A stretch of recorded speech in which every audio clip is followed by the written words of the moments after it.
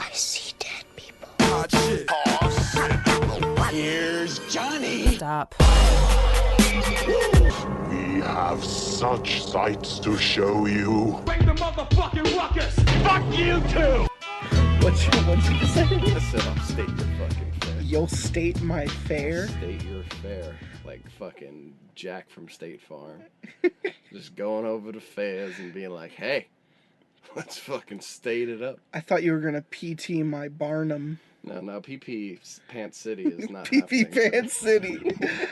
Oh, boy.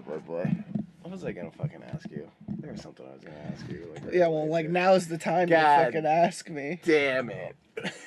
We've been sitting here for 15 minutes without even recording, and now you forget? Shooting the shit. We had some good one-liners. Now You'll never hear them. Now you forget? I have part-time amnesia. I'm sorry. Boy. I'm not in a good mood. Let's just start off with that. I'm not in a good mood, and I'm here to record because I'm a man of my word. Let's have a great time. So I hope everyone has a great fucking episode, because Ooh. I'm sober and I'm pissed off. Why are you pissed off? I don't want to get into it. Oh, It's its own thing. It's his time. So listen, we got to talk about a couple things. One thing. Because we've set precedents, right? Got to talk about a couple things. First thing that I talk about. I went and I saw a Broadway show without music. It's not gay.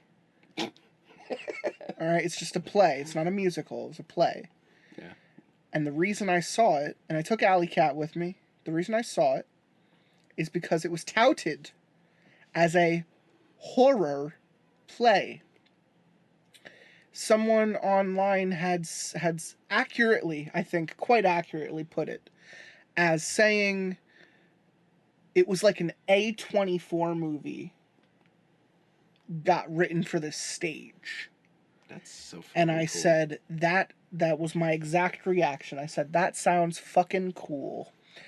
And if you know A24 as well as I do, you know that they're also hit or miss. So the online catharsis has been, you have to be into a certain type of horror to think this is a good show. Because it's really kind of, ironically, grayscale. The show is called Grey House, which is why I say it's ironic that the views have been gray, that they've been mixed. It's not black or white. This is you will come into this and you will get out of it what you get out of it, and if you haven't been paying attention, you will most likely get nothing. And whores get nothing. And the New York Times did like a review, and I read it and I laughed because I was like, oh, they got nothing. Oh. They need this shit spoon-fed to them. To which I say, shut the fuck up and go watch Lion King. if you're gonna do that shit, okay? Because we don't have time to deal with your bullshit. You know, go watch Wicked for the 30th fucking time. I would go say watch Phantom of the Opera, but I actually think it left Broadway for the first time in 70 fucking years. So you can't even go watch that anymore. So go watch some other simple shit. Because clearly you're not smart enough to figure this shit out. Now, I'm not saying I have all the answers. I'm not, like, sitting here on my couch, you know, on my fucking pedestal, looking down at all the plebs saying, you just don't get it. I'm not doing that. I'm saying I'm into horror. I thought it was wonderfully acted, even better written, great sound. Sound tech was superb. The music is haunting. And like I said, it's not a musical, but yes, the little ghost girls sing fucking songs in each act, and it's haunting because it's a cappella, there's no background music, they just all carry each other's voices so well in this kind of haunting cacophony. So spooky. And it's so good. And I wanna just talk about it for a moment just to sell it to you, because I think it's only on Broadway for like another month. So anyone who has the opportunity to go and see this, please go and see it, because I think it would make a great movie. I think it would make a great Netflix, original. It wouldn't make a good TV show. The screen time is too low. Maybe like a 2-part miniseries where it's like, I don't know, like 45 minutes a piece or something, like an hour a piece. You could flesh out a little bit. There's a little bit to be fleshed out.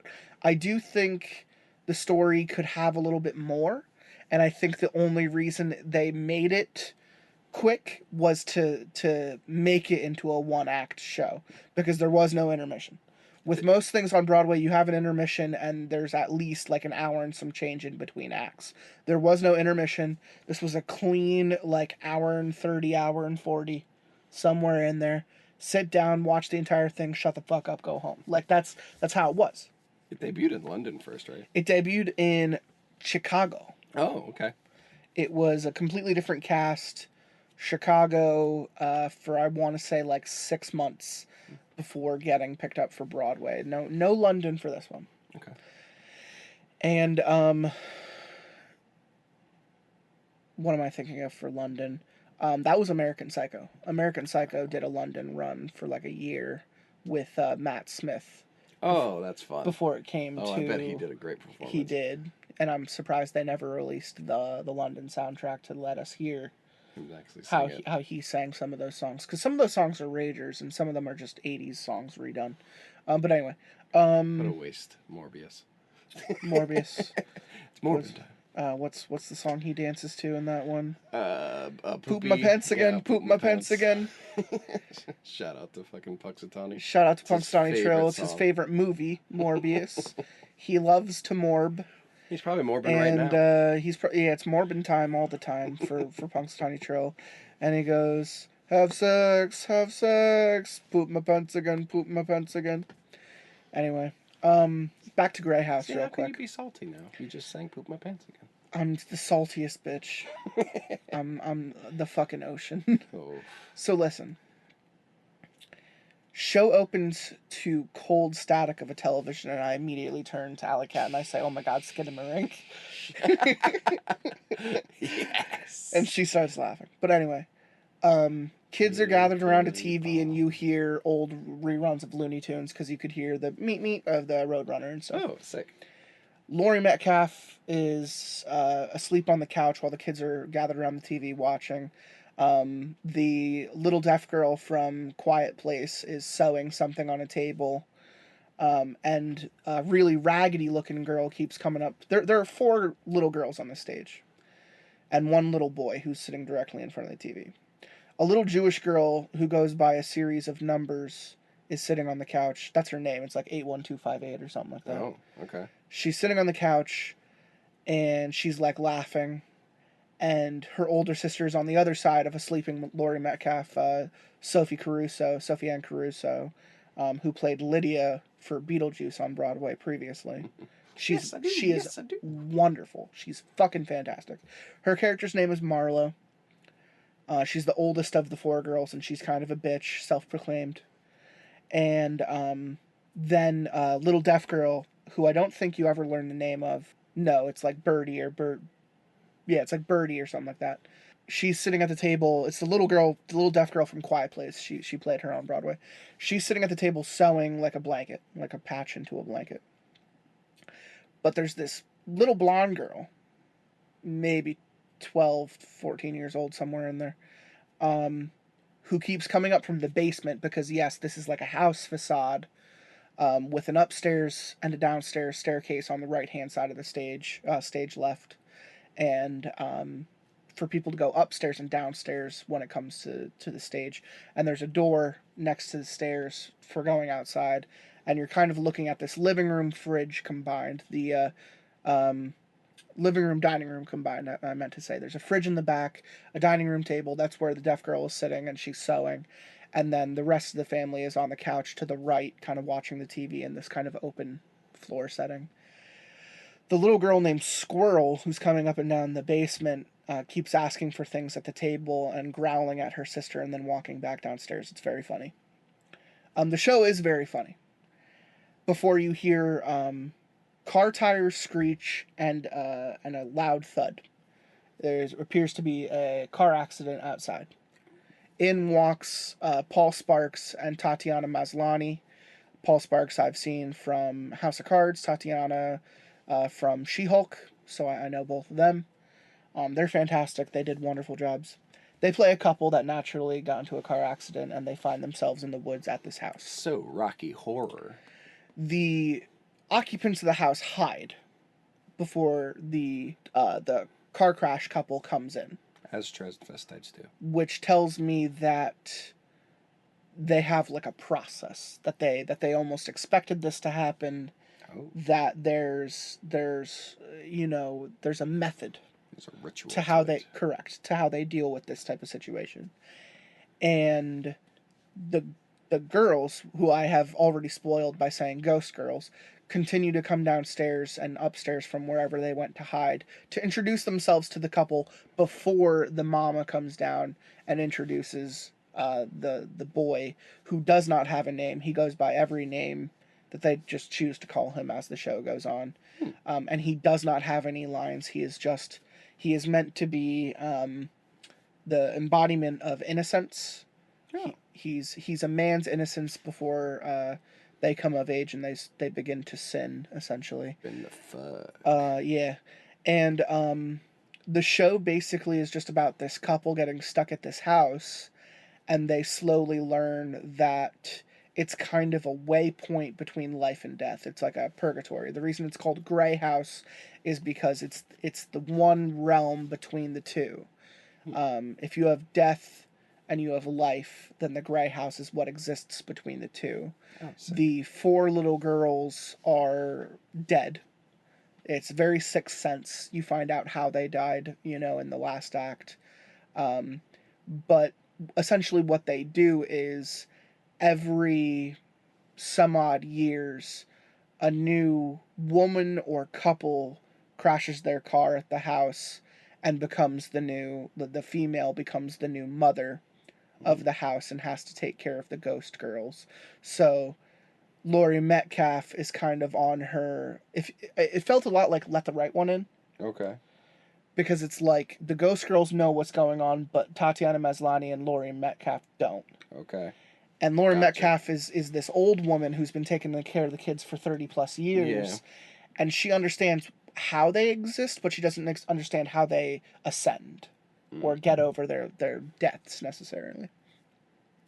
As the show kind of takes place, one of the girls is chosen. In this case, it's the young blonde girl Squirrel, to essentially like place a spell on the man, because usually it's just like it's either a woman shows up at the house and becomes the new mother, or it's a man shows up at the house and he is sacrificed for his sins. Oh, fuck. In this case, it was a 2-for-1 bargain.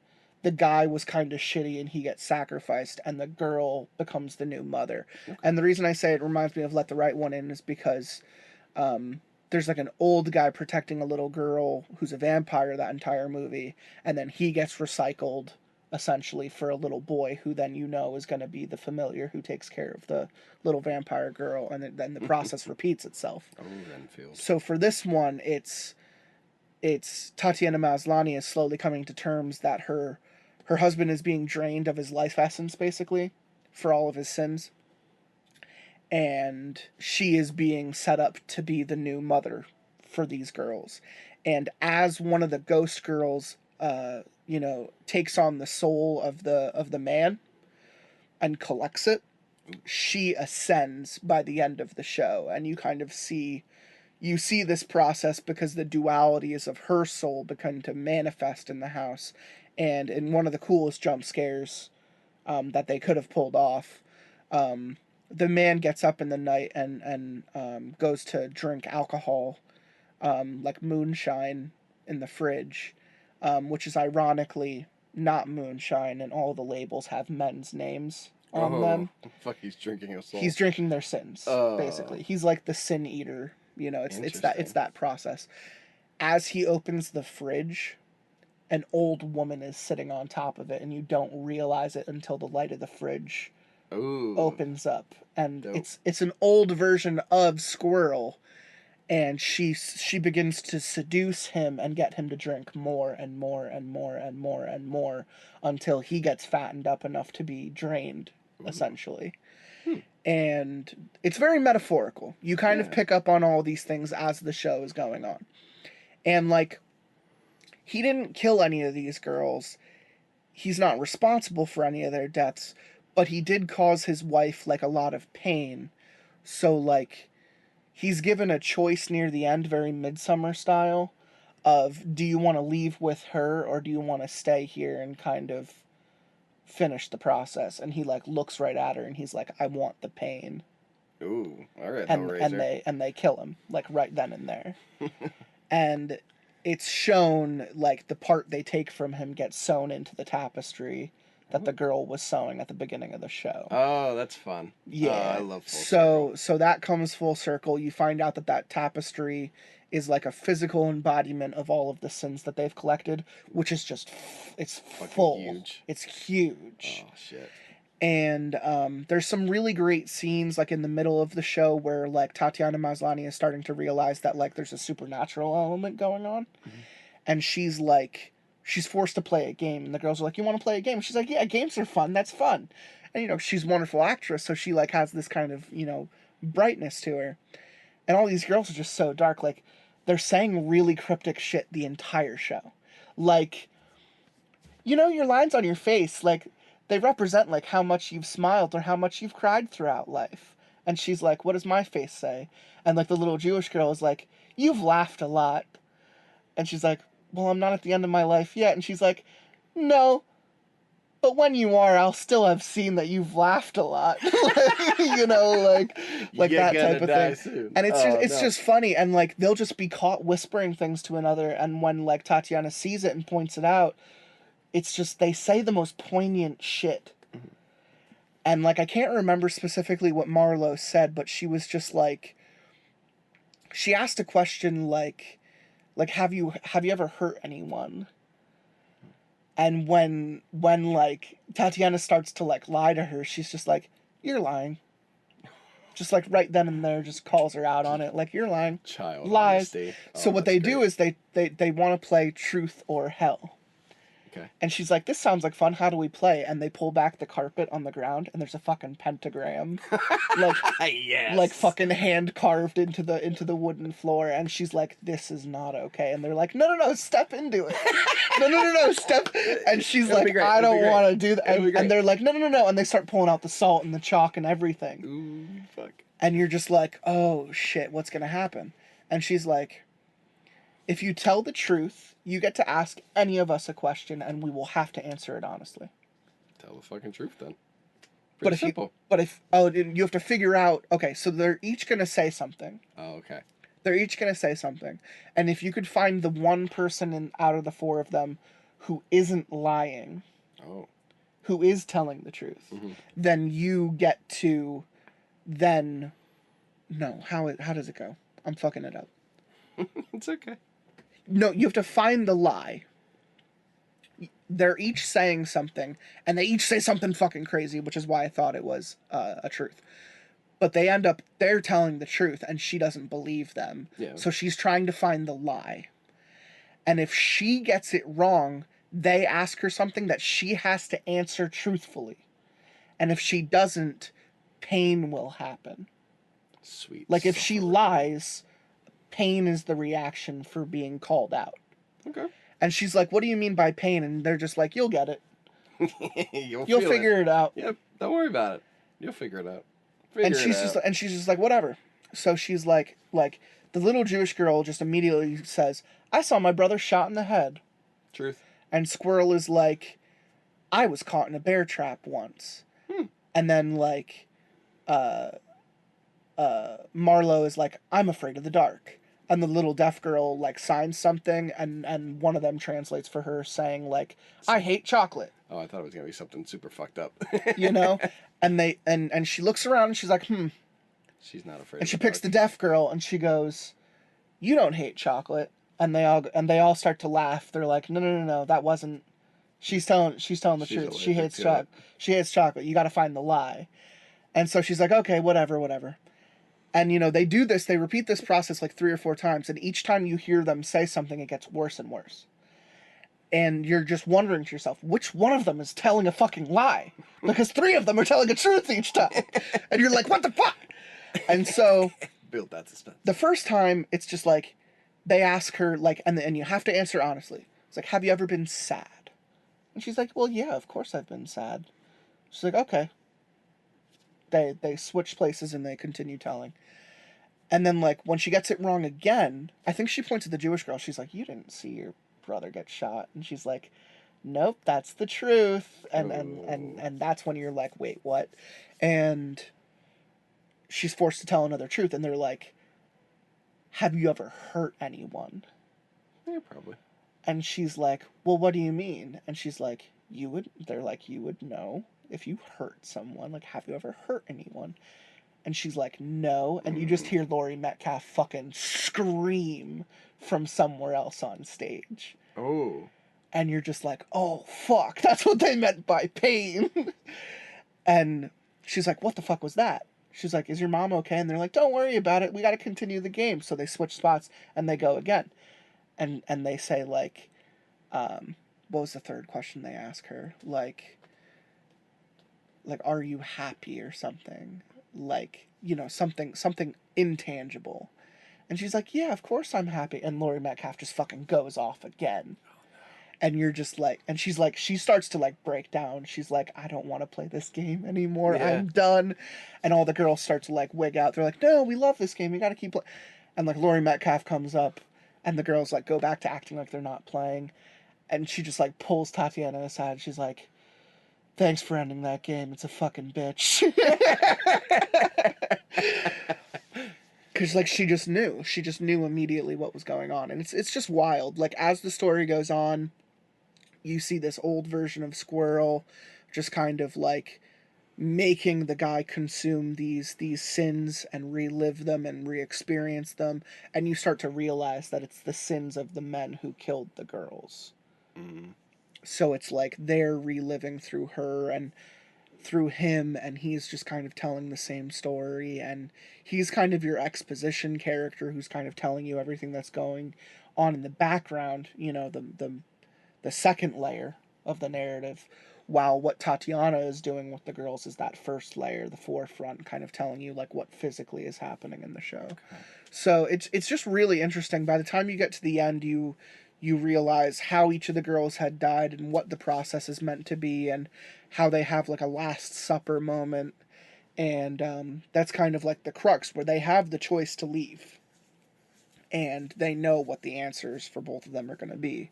So they consume the man. He gets turned into moonshine. And then Laurie Metcalf leaves. And you could see for a moment, like, the girls are like, this is your chance. It's like, she just left. The door is open. You do not have to be our mother. And, like, the little boy is, like, hugging her. And he's, like, you could tell that he's kind of, like, pleading with her to stay.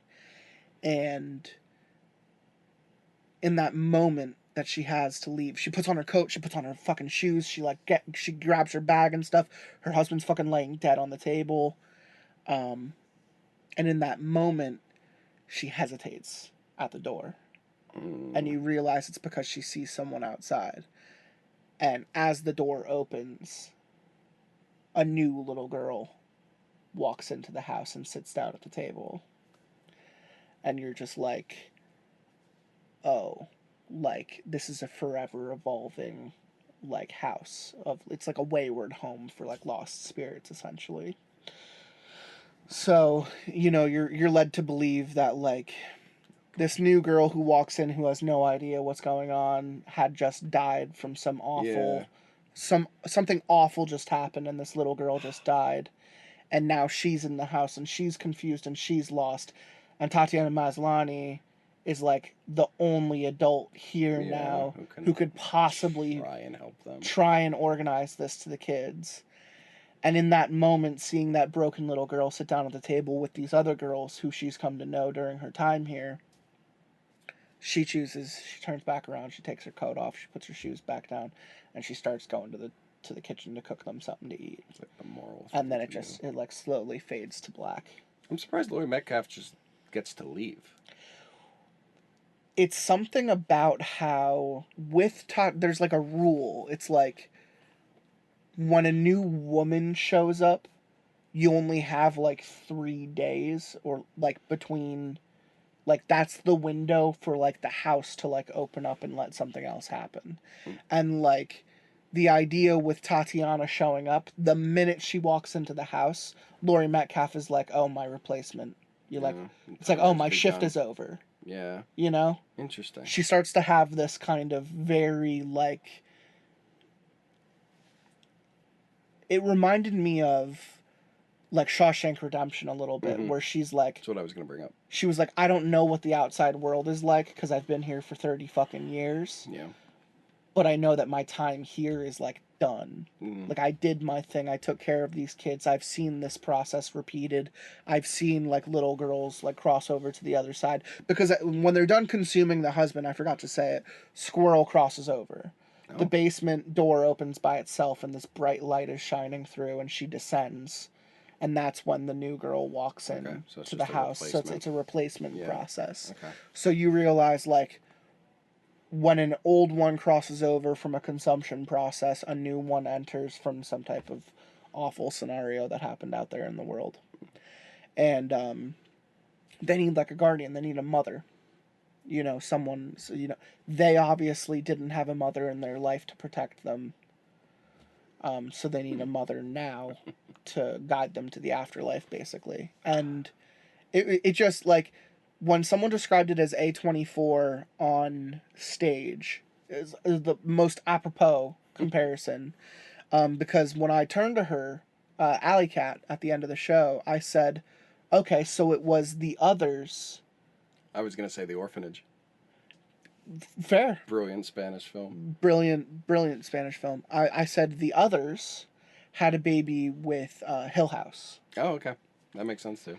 And I was like, because the house is its own character. It makes noises throughout the entire show. Like, whenever something happens, you could see Laurie Metcalf just rub like a floor, like a banister or like a floorboard, and the house will like groan in response, and she'll be like, shh, shh, shh, shh. Ah, that's fucking brilliant. I love this writing. It's fantastic. It was so fucking good. And I immediately got home and I tried looking up to see if the soundtrack was anywhere, because I wanted to show you. The haunting fucking little songs they sing in every act. Like, it's still with me. Ooh, okay. Like, it's in between, like, eerie, old school nursery shit. What do you expect from kids? And chanting. Okay. So they're all saying lyrics at different times, but they're overlapping and they're all doing different octaves. Okay. So in acapella, it's fucking haunting. Yeah. Because then you have someone like Marlo who comes in with that dissonance, because she played Lydia on Broadway. She has a wonderful singing voice. And then you have like the deaf girl who's just like pounding on shit and like keeping a beat. A rhythm, yeah. And then you have Squirrel, who probably has the craziest voice of all of them, who comes in with this like high falsetto, who's just like howling at different points. And then the little Jewish girl reminded me of fucking Susie from Stranger Things. Because she's in this nightgown the entire show, and she has these huge glasses on and these little pigtails. And she comes in and she starts doing fucking harmony.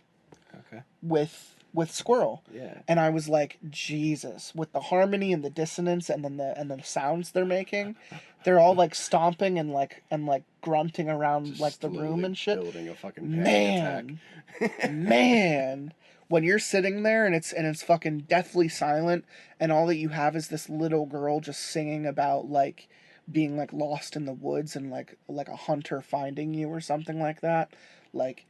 Wild. That's so fucking cool. Wild fucking shit. That's got to be made into a. And I know that there are people on Reddit, and I know that there are people in New York who like went and saw this and left like halfway through, and Oh, dear. said this was shit. I didn't get it. I didn't like it.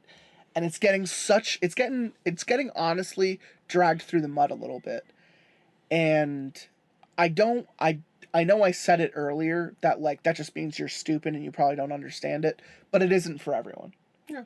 It isn't for everyone. Just the way like Hellraiser isn't for everyone, just the way like The Ring isn't for everyone, like you know, there's a vast spectrum of horror and what people think is acceptable and understandable, and like this is beyond M. Night Shyamalan level storytelling. Like I thought Sixth Sense was like an apropos like comparison at first, and then I was like, nah, this is beyond that. This is like The Others.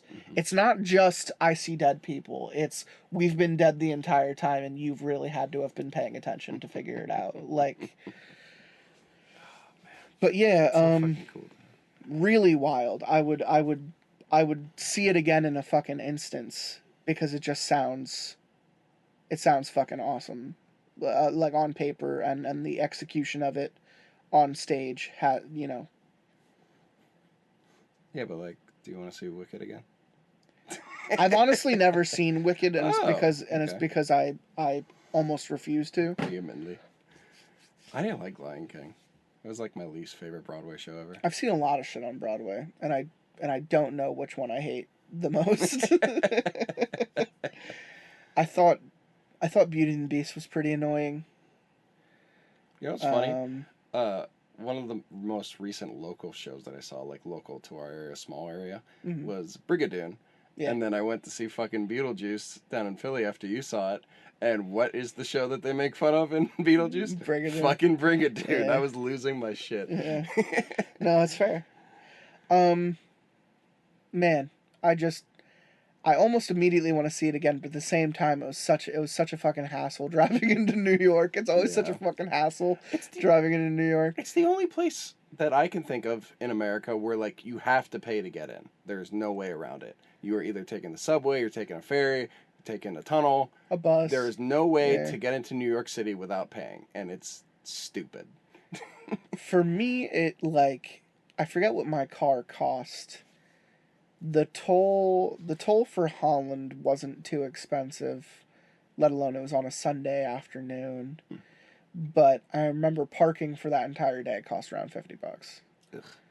And it was right next to the theater, so you know I was paying a premium. But anyway, I can't shout out Grey House enough. Wonderful performances from everyone. I know I just kind of spoiled everything, but like it's one of those things where you have to see it for yourself to really understand why it's so mesmerizing.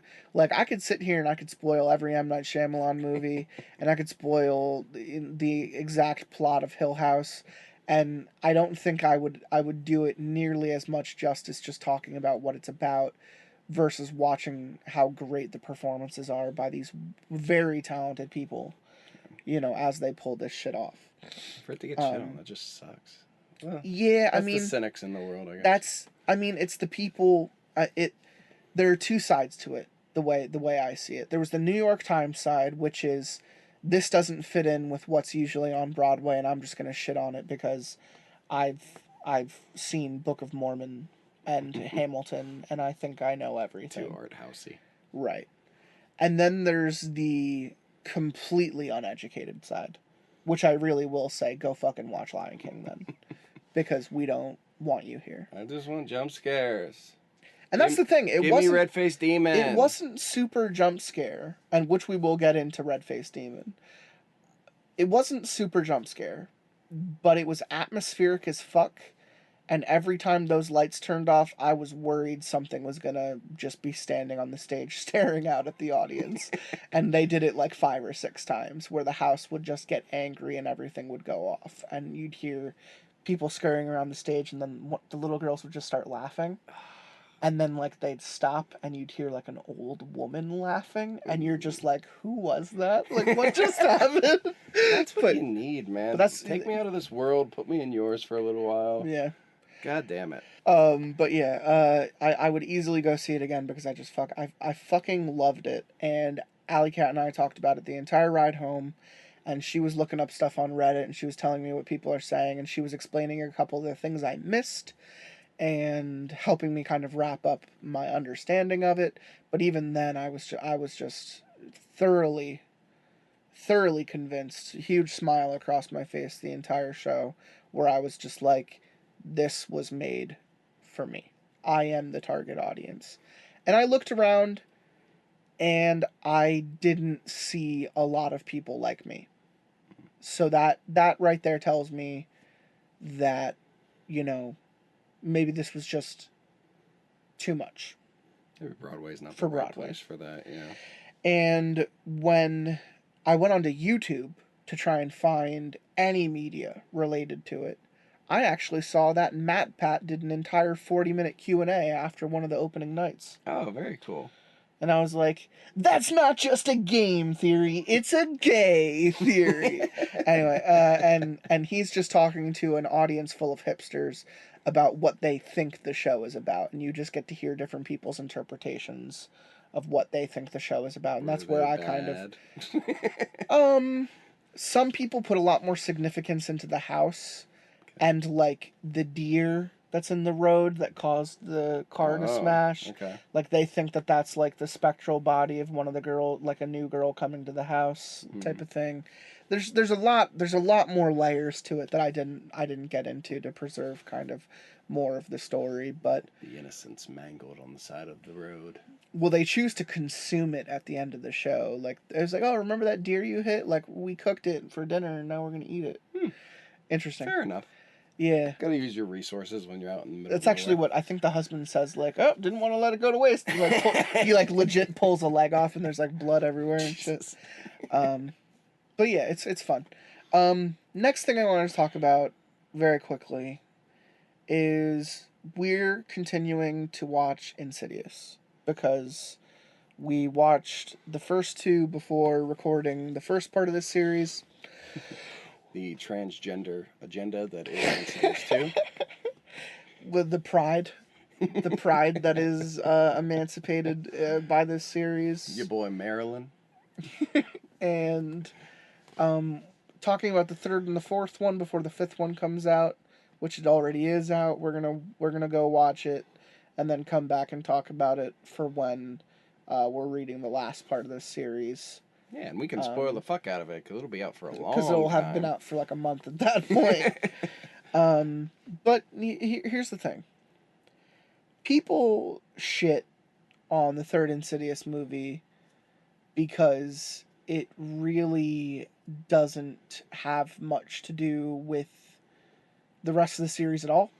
Yep. It's the first kind of stepping stone for the psychic old woman character, Elise. She gets introduced here. She's kind of going over the trauma of losing her husband. She's getting pulled back into the psychic world after having dealt with the shitty old woman / man / person spirit that loves to choke her the fuck out from the first movie and that haunted Patrick. So, yeah, and the second one, more specifically the second one. And she's been out of it. She's been out of the industry because she almost died and she wasn't a fan of that. Out the game. Yeah, she's out of the game. And a little girl, who wants to be a star, just like Pearl, wants to contact her mom who just died of cancer. And so she's trying to get some answers out of Elise when Elise is like, nah, you're being stalked by like some evil fucking spirit and I don't want any part of it. Bye. Everybody's got a parasite around this woman. Yeah, got some parasites. And that old man spirit starts fucking vicious, dude. Yeah, he really no holds barred. Just fucking ruins this girl. Gets her hit by a car, gets both of her legs mangled, gets her put in a wheelchair, put on basically hospice inside her own house. I think she was in a coma for a little bit. I could be wrong though. Yeah, no, I think you're right. She was probably out for a couple days, weeks, and near the end she's in a coma too because she loses herself. Takes half her soul. Yeah, it takes half her fucking soul. And that's when Elise shows back up to help the dad out because, she realizes that this chick's absolutely fucked without her. Just when I think I'm out, they pull me back in. Just like that. And I like this movie. Yeah. I thought the brutality of the ghost is underappreciated, because I don't think any of, like, because let's go back and reanalyze the first one. Lots of swinging doors, lots of guys just standing there. Violin. Many violin stings, sound cues, and that's about it. And then in the second one, we start to get choked out even more. Lots of ADR, and baby. Lots of shitty ADR at that. So bad. And creepy Patrick Wilson. And that's about all the scares you get out of the I love you. wry smile. And that's about all you get out of the first two movies. So for this third one to, like, actually be spooky as fuck was surprising. Just visually, that guy is fucking great, too. Like, yeah. Just the fucking mask that comes off. Just gross old patient pedo vibes. Mm-hmm. Not cool. Gnarly shit what he does with her soul, too. It's like always clinging to him with, like, no face and shit. Yeah, it's like handicapped. It's like pieces of it are missing. Mm-hmm. Really fun. No, I thought it was fine, and it kind of gets shit on because it's the first one not to deal with the Lambert family. But I say fuck them, honestly. Rose Byrne is a great actress, but she's just fucking flat as the mother in that series. So, like, why do people like the Lamberts so much? I understand the love for the Warrens and the Conjuring films, but, like, the Lamberts just don't do it for me. No. And then we watched the fourth one, where I admittedly fell asleep, but I did go back and I rewatched the ending, and I gotta say, fourth one is pretty good. I like the fourth one. The twists and turns, it does kind of take off right after the third one. Yep. Because the third one is just like, oh, something's coming, and it alludes to the red face Darth Maul again. Mm-hmm. And then you think, like, oh, so when does the fourth one take place? Well, the fourth one takes place right after the third one, but now we're getting into Elise's backstory. Mm-hmm. We're going back to the house she was raised in to see the ghost that haunted her, that got her into this mess, that showed her the other side, that taught her how to connect to that, and, you know, pretty much influenced her entire life when it comes to the further. Yeah, the further, and communicating with the dead, because you realize that, like, the dad was pseudo-possessed by this thing, and the mom was pseudo-possessed by this thing, and it killed her, and just, like, basically all of her trauma was brought on by the dead, and then it came back to the dead, like, for how she accessed it. So that's, like, interesting, different layers of storytelling going on there, and the twists and turns about, like, the guy who calls them back actually being, like, a psycho who's kind of being pseudo-possessed as well, who also is collecting, like, a girl in his basement, which ends up being, like, the twist. That's the one thing about this movie. It's nice that they have that twist, but it's also weird in that the ghost stays in this house. Because in all the other ones, they moved it follows to 18 the person. million houses, and they'd always follow You'd wonder why this thing didn't just follow Elise her entire life after feeding off its entire family. When you think, like, Stephen King and Shine, like, she's, like, the shiniest of them all, you would totally stay with her. 100%. But the son gets out of it, too. The brother's just like, Elise, I don't want to fucking know you anymore. You spooked me as a kid. And he ruined my life. And he just bails. So it's like... Left me with the real monster. Dad succumbs to shitty life. And doesn't she go back and, like, talk to him? Yeah, she goes back and she hugs him, and she's like, I forgive you for my shitty fucking childhood. And he's like, it wasn't me. Like, I was possessed too. I think that was his ghost. Right. Yeah. But they still have a moment of... Yeah, they do. Of sincerity. Just like how Mom has moment of, I watched you get beaten my entire life. Now it's time for me to do the beating on the ghosts. That killed me. And she slaps it with a lamp.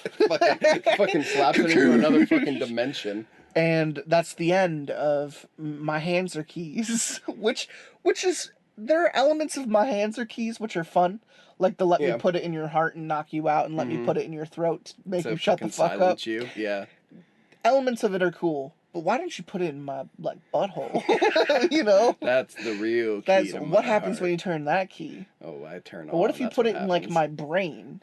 Is that shown? Then you just become... Do I just get dumb? Yeah. Am I just high then?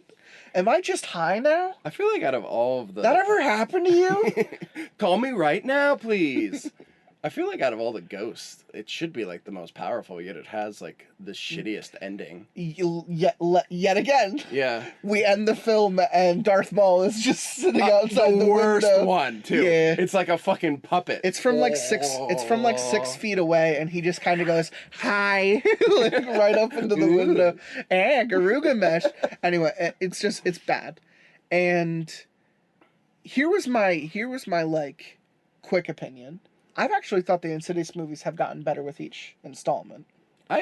After rewatching them with you, because originally I thought 3 and 4 weren't good.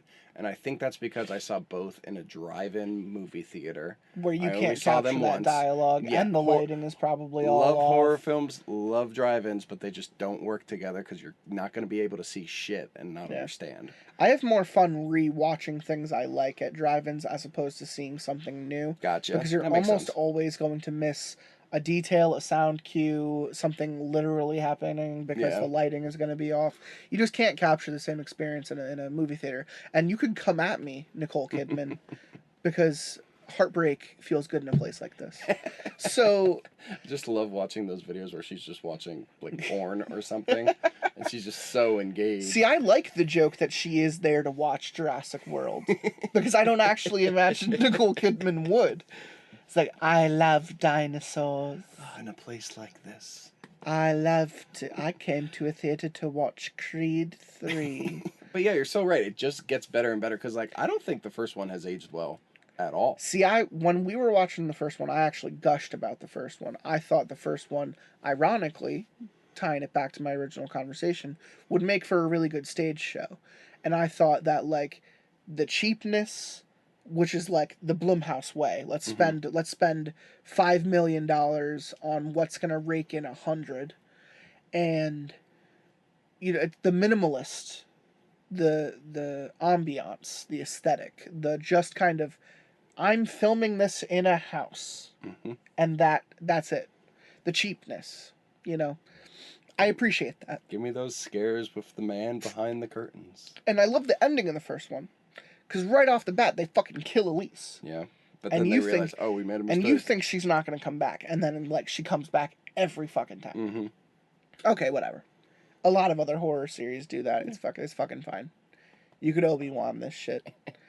And, then the second one, little convoluted, but bigger budget, more stuff going on. Explaining, looping back to the first one, making the first one enhanced a little bit. It informs. Yeah. And then you get to the third one, and it's like, oh, we now know what actually scares you, so we're going to remove the shitty sound cues, and we're just going to do, like, a legit scary ghost. Yep. And we're going to give you what you want, which is Elise. Yep. A movie about Elise. And the two nerds, Specs and Tucker. Correct. And then they come back in the fourth one. And that's where we're at. So now going into the fifth one, I'm just like, shit. We don't have Elise. Well, she'll have literally. She'll have a Randy Meeks Scream 3. Not literally, at least. Yeah. Don't know if Lee Winnell and his big buddy is coming back. Yeah, maybe a cameo or something. And most, like, awfully importantly, we're back to the Lambert family. Forgotten siblings. What is it, brother and sister? There's a younger sister and an older brother. The sister was the baby during the time, so we'll see if she's actually a character now. If she's actually a character now. Concerned. Color me concerned. Also, like, what trauma is there going to be from, like, the dad pulling a Jack Nicholson on them when they were still, like, able to remember things? Because they were like, it's like The Shining. If 8 and 5, like, Jack I think survived. I would remember that. My dad trying to fucking kill me with a hammer. Yeah, imagine The Shining, but Danny actually has to, like, he's forced to spend weekends with his dad after they divorce.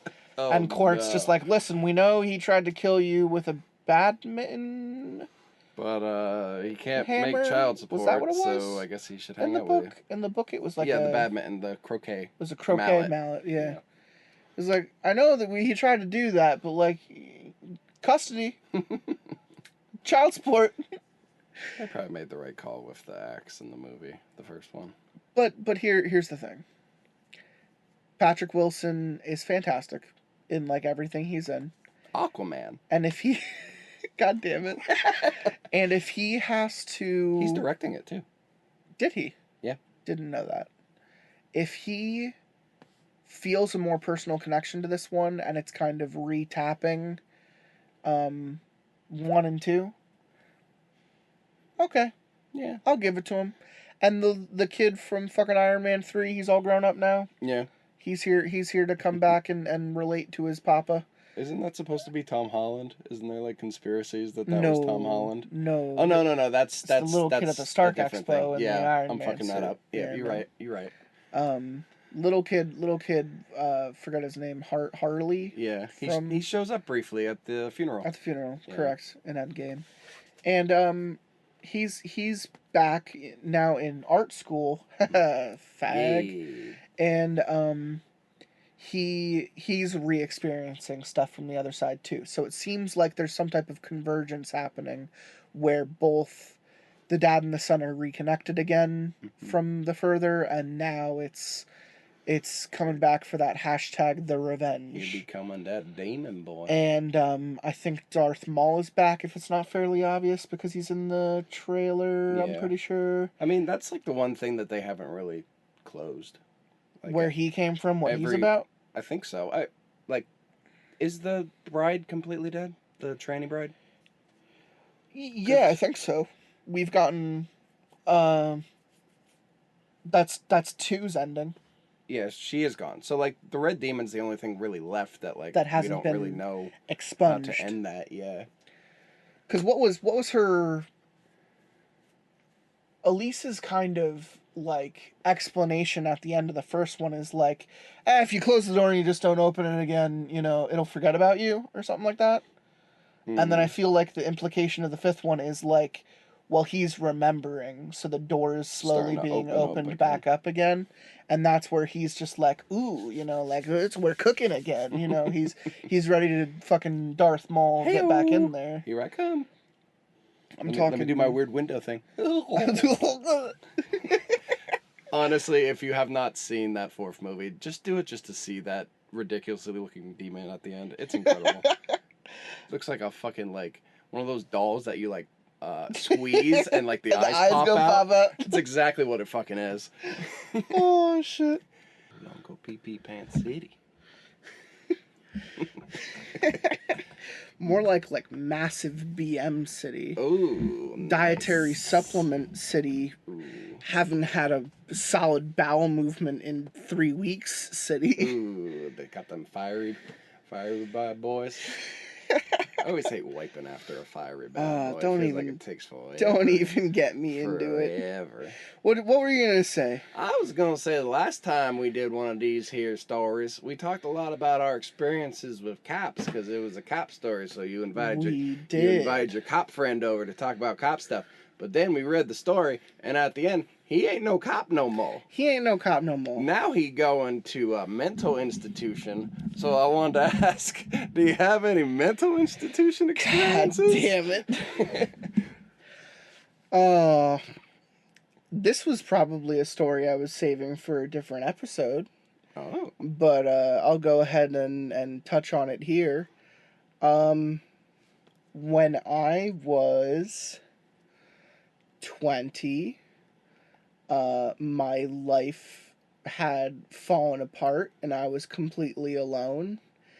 And one night I got really drunk and almost OD'd. And when my roommate found me, he called an ambulance. And when they asked how that happened, I said I did it to myself.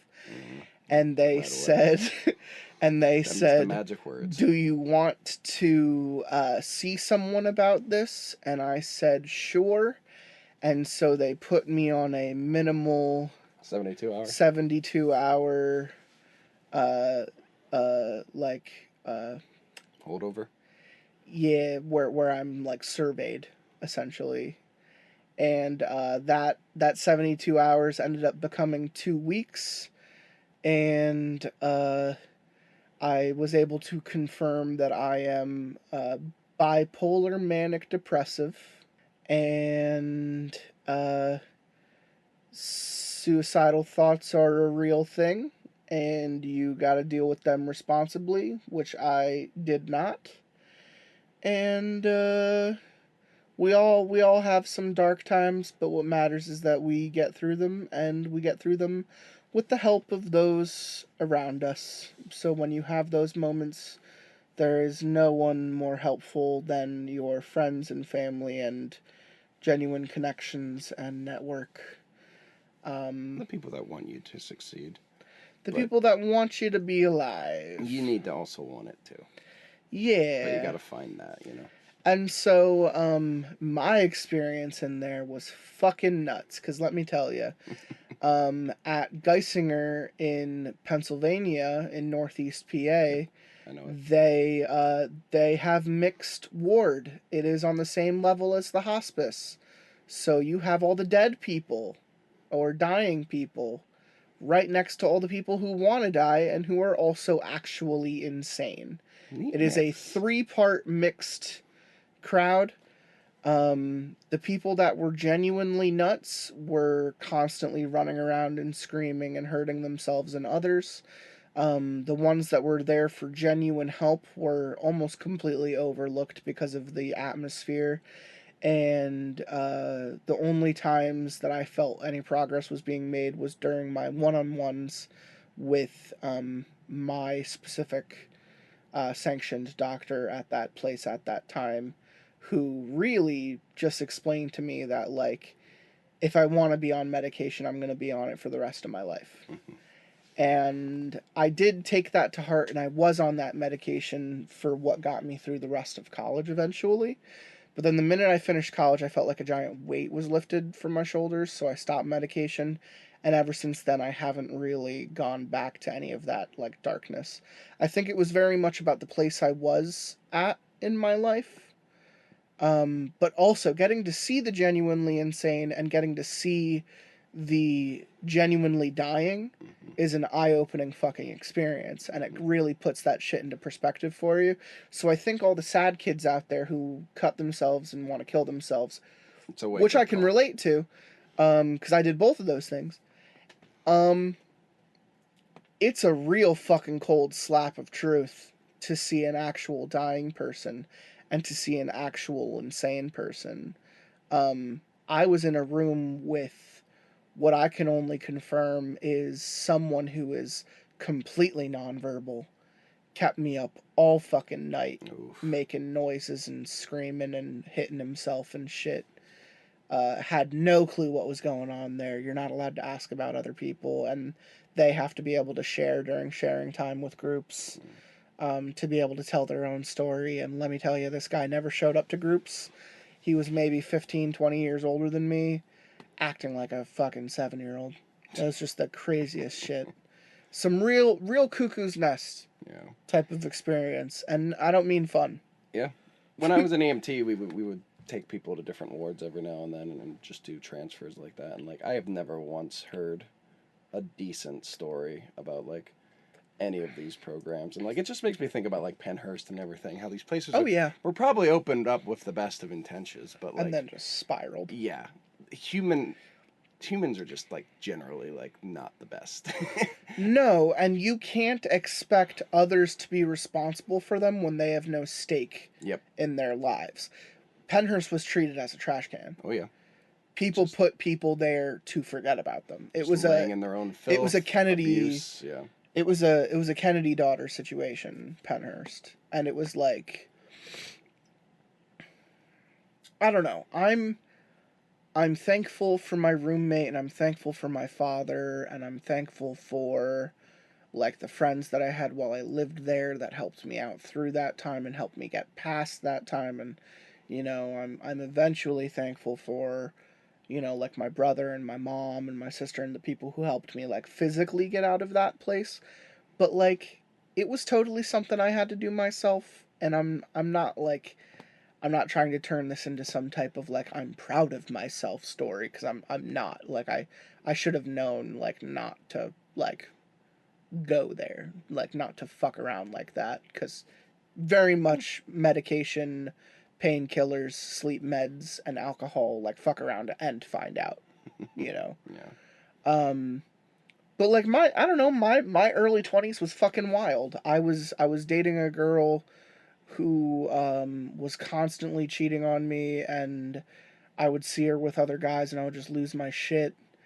And even when we weren't together, I would see her with other guys and lose my shit, and then she would show up at my house drunk in the middle of the night and we'd fuck, and and then like the lines would get blurred and I would get confused all over again, and then she'd tell me I'm worthless the next day, and then it kept repeating into this terrible cycle. And then she was committed at one point during our relationship because I found her with that gun, and I called like services on her, essentially. Like I called an ambulance and I said like no, like because I had caught her like doing stuff to herself and shit, and like the first time I took her to the hospital, I just flat out said like, no, she did this to herself, like you should keep her here, and she fucking hated me for that shit.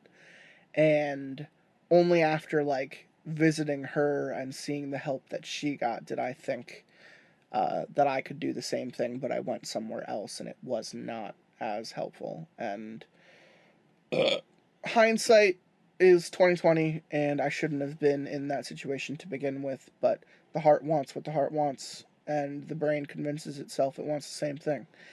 And life's about experience.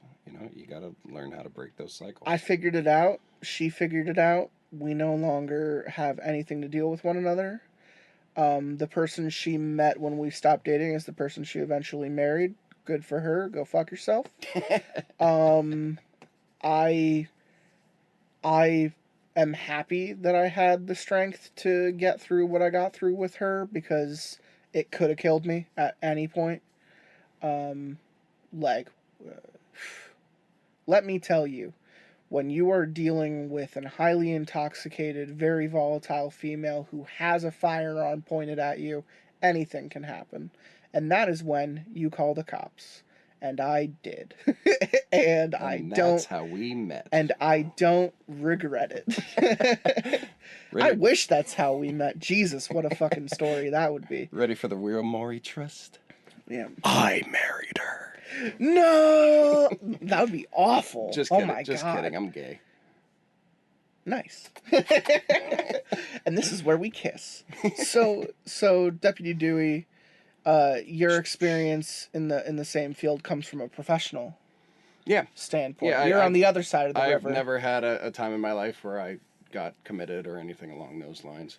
Never. I unfortunately know too many. I won't even say that I've like physically, like obviously like depression can have various forms, but I wouldn't even say that I've ever been like diagnosed with depression or anything along those lines. So very different perspective from what I've seen. I've just seen literally everything from people's heads being on streets after being run over by a truck to just talking. That's still wild. Just talking to like a teenager about like what they're going through with cutting and everything along those lines. So without, I don't want to put their, shit out there to air.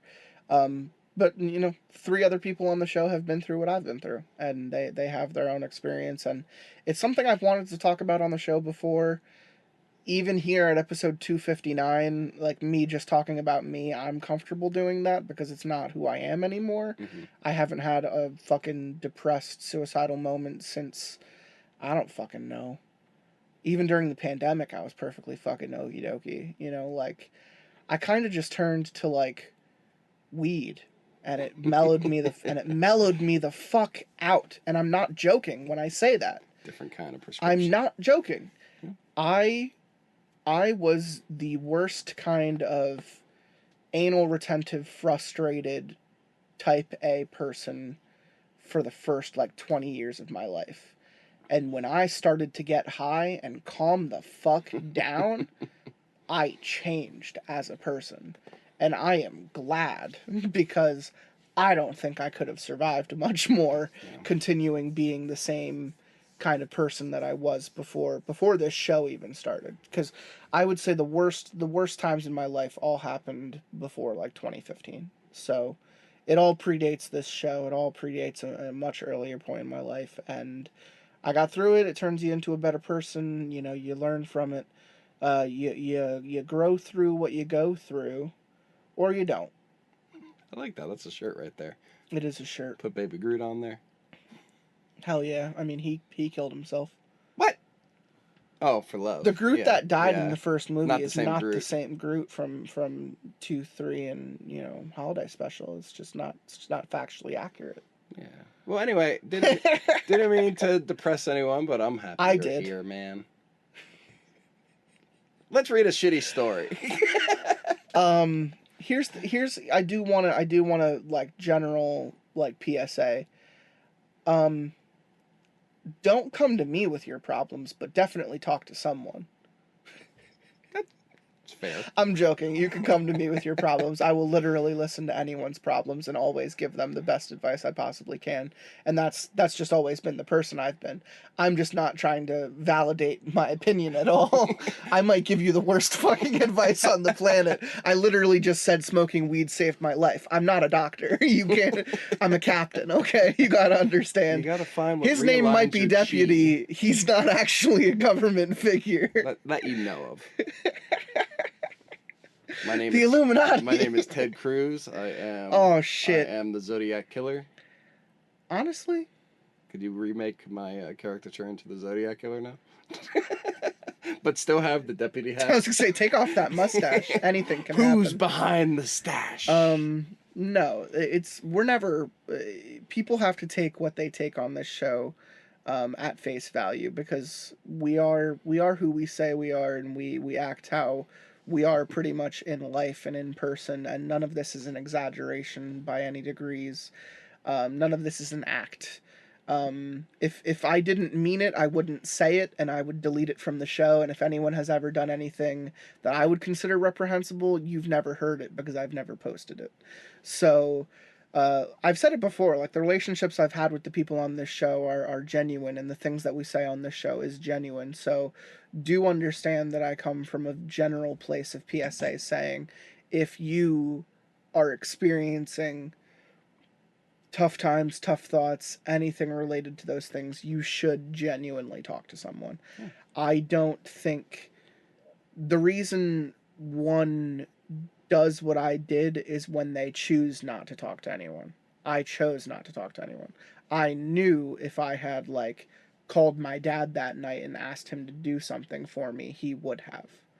And I did not want to inconvenience him with my existence. So you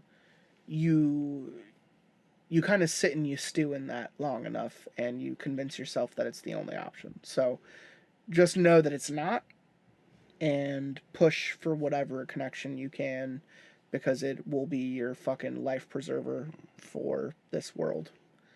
That being said, unsubscribe, kill yourself, and let's get into the story for today, which is the part 2 of the I keep calling it General Mills, but isn't that a cereal company? Captain Crunch. Yeah, Captain Crunch over here. Don't worry, guys. At your funeral, I will show up like the red-faced demon in Insidious 4 and just be like, "Hey, guys." Google eyes. It's Mineral Wells. Oh, that's right. That's right. General Yeah. Mills. Mineral Wells. The cure-all, be-all water that cures everyone, but in actuality, fucks you up. Yeah, quick recap of what we just covered, what we just read last week. Cop moves to new town. Town is known for crazy water. Crazy water makes people see and hear things that aren't actually there, or are they? Which ends up being dovetailed experimentation from doctors in the previous years of living in this city on both children and their parents to spooky effect. And everyone has PTSD. No one is okay with it. And now it has the ability to physically actually kill people. And who knows who's actually responsible? Who knows who's actually at the bottom of it? Who knows if we're ever going to actually figure any of this shit out? Because we now are crossing into what might be unreliable narrator territory.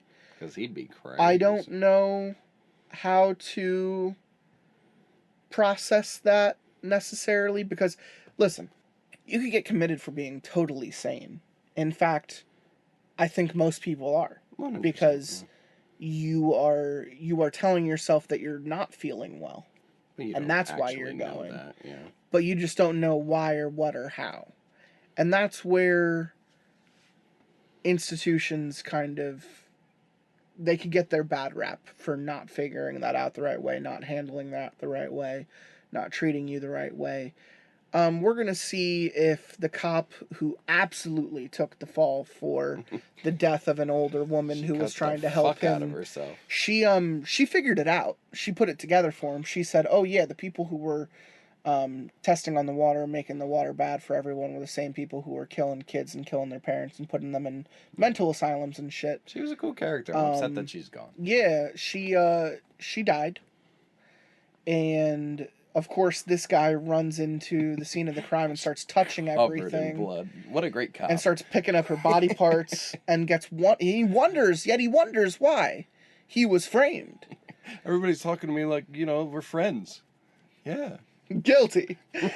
And I just, he pleads insanity because I think his lawyer told him to, and because they didn't have, like, actual evidence that verifiable evidence that he was there and he actually did the thing. But, like, I think he had the weapon, and I think his prints were on the body parts, so it's tough. He had just seen her, like, a day or so prior, so it's like he had a connection. People saw her with him. People like, saw him be, like, agitated too and weird over the last couple days. Yeah, there was that dude in the bar who also had a connection. It's interesting. I think the series is interesting. I think it has the ability to still go a couple places that we might not be expecting, and who knows if the mental institution is going to be one of those places that we go that is interesting. So, do you want to start? Sure. So this is the part 2 of the series. It's under a different series name because it is a companion. It is called Welcome to Smithfield, My Time in a Mental Institution for a Crime I Didn't Commit, aka the Mineral Wells Saga Part 2 continued. General Mills Saga. General Mills, Captain Crunch is one slimy fuck, and Toucan Sam is in on the whole thing. Those Rice Krispie boys doing a bunch of coke. Is Trix involved with that too? Snap, crackle, pop. That rabbit's up to no good. Tricks are for kids. The day the judge... That's what the doctors said when they killed the kids. Oh no! The parents found out and cut they off put them in these the limbs mental real quick. Lobotomized. Yeah, let's destroy the parents too to make sure they don't miss their children. Sounds fair. The day the judge committed me was the lowest point in my life. I was admonished in court for the horrible way in which I had committed the crime, and about how many lives would be affected by it. I sat in silence, barely blinking, staring into the void of my past.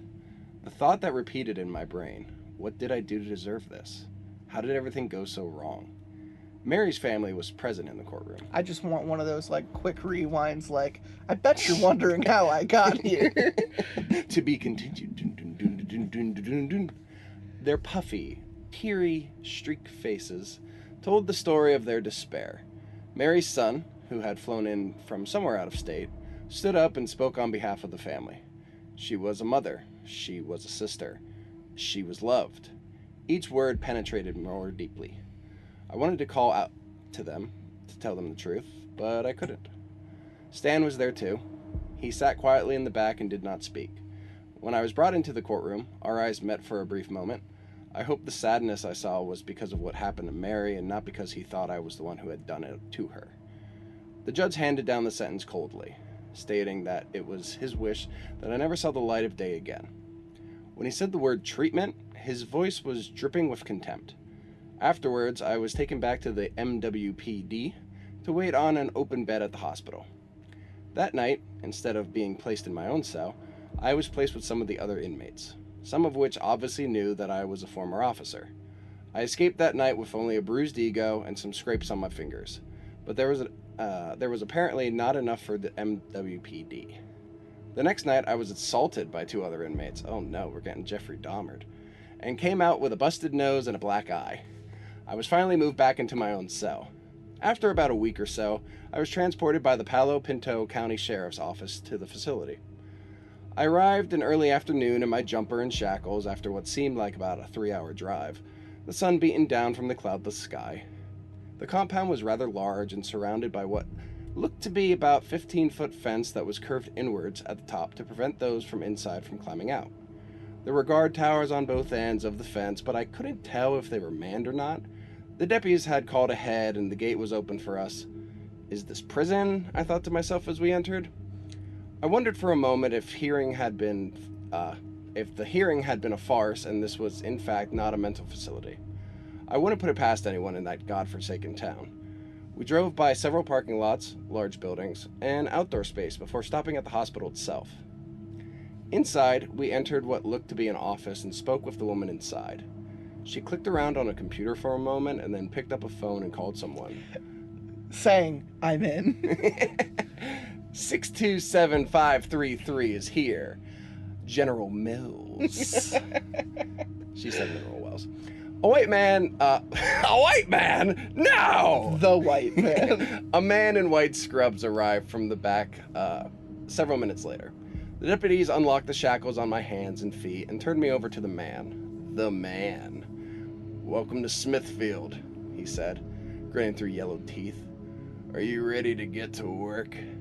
Smithfield is not the actual name of the facility, but for the sake of privacy, this is how I will refer to it. I only stared, studying him.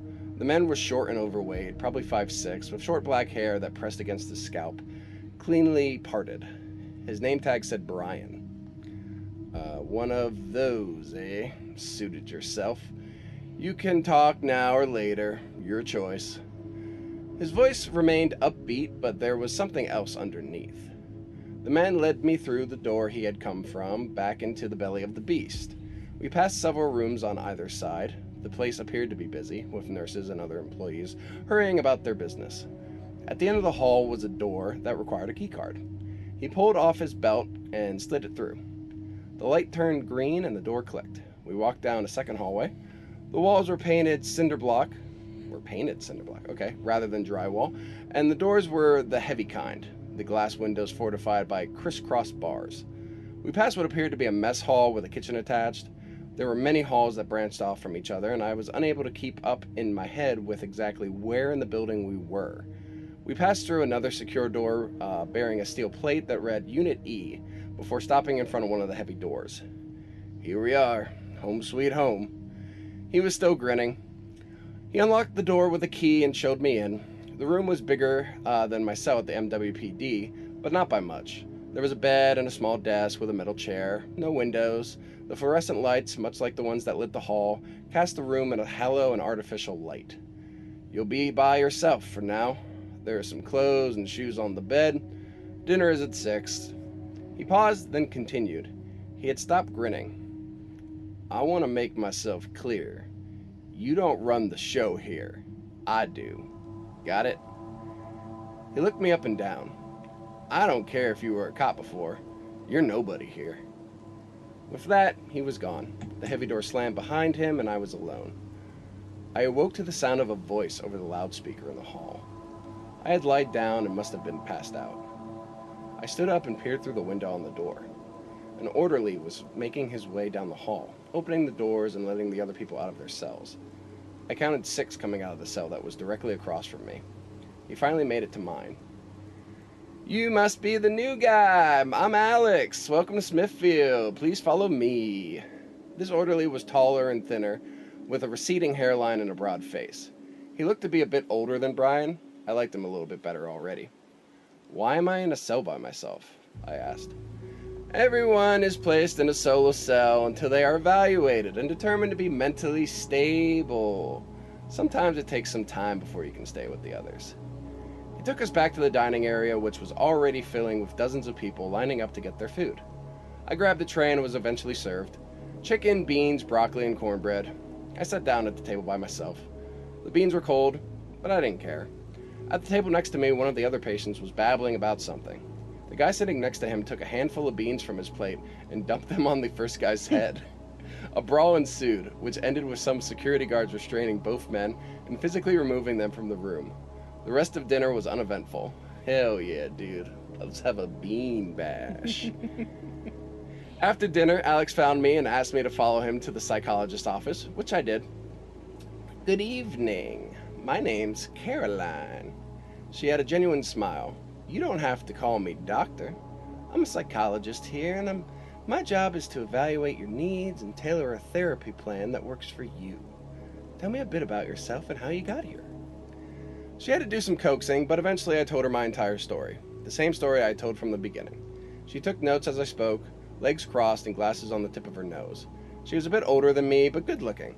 Her blouse was buttoned to the top and the skirt was knee length. But I have to admit, my mind still raced with thoughts about her slowly uncrossing her legs. Oh, baby. I was pretty sure she noticed me looking. Yes, she did. She was the first person who had been nice to me in quite some time, and I think I was desperate for attention. I begged her to help me get out. It's always the hardest at the beginning, she said. Part of my job is to help you understand what has happened to you, what you've done, and how that has affected others. I hope to identify the underlying factors which may have led to your psychotic episode. What if this turns into fucking the Joker and Harley Quinn? I mean, he's not actually insane, though. Isn't he, though? No. Nah, he's good. Your treatment may involve medicine, individual and group therapy, as well as other treatment modalities. But I'll just be involved with your therapy part. You'll find some paper on the desk in your room. We find that a blank page often helps patients open up about how they're feeling. I must have screwed my face up when she said patience. Yes, patience.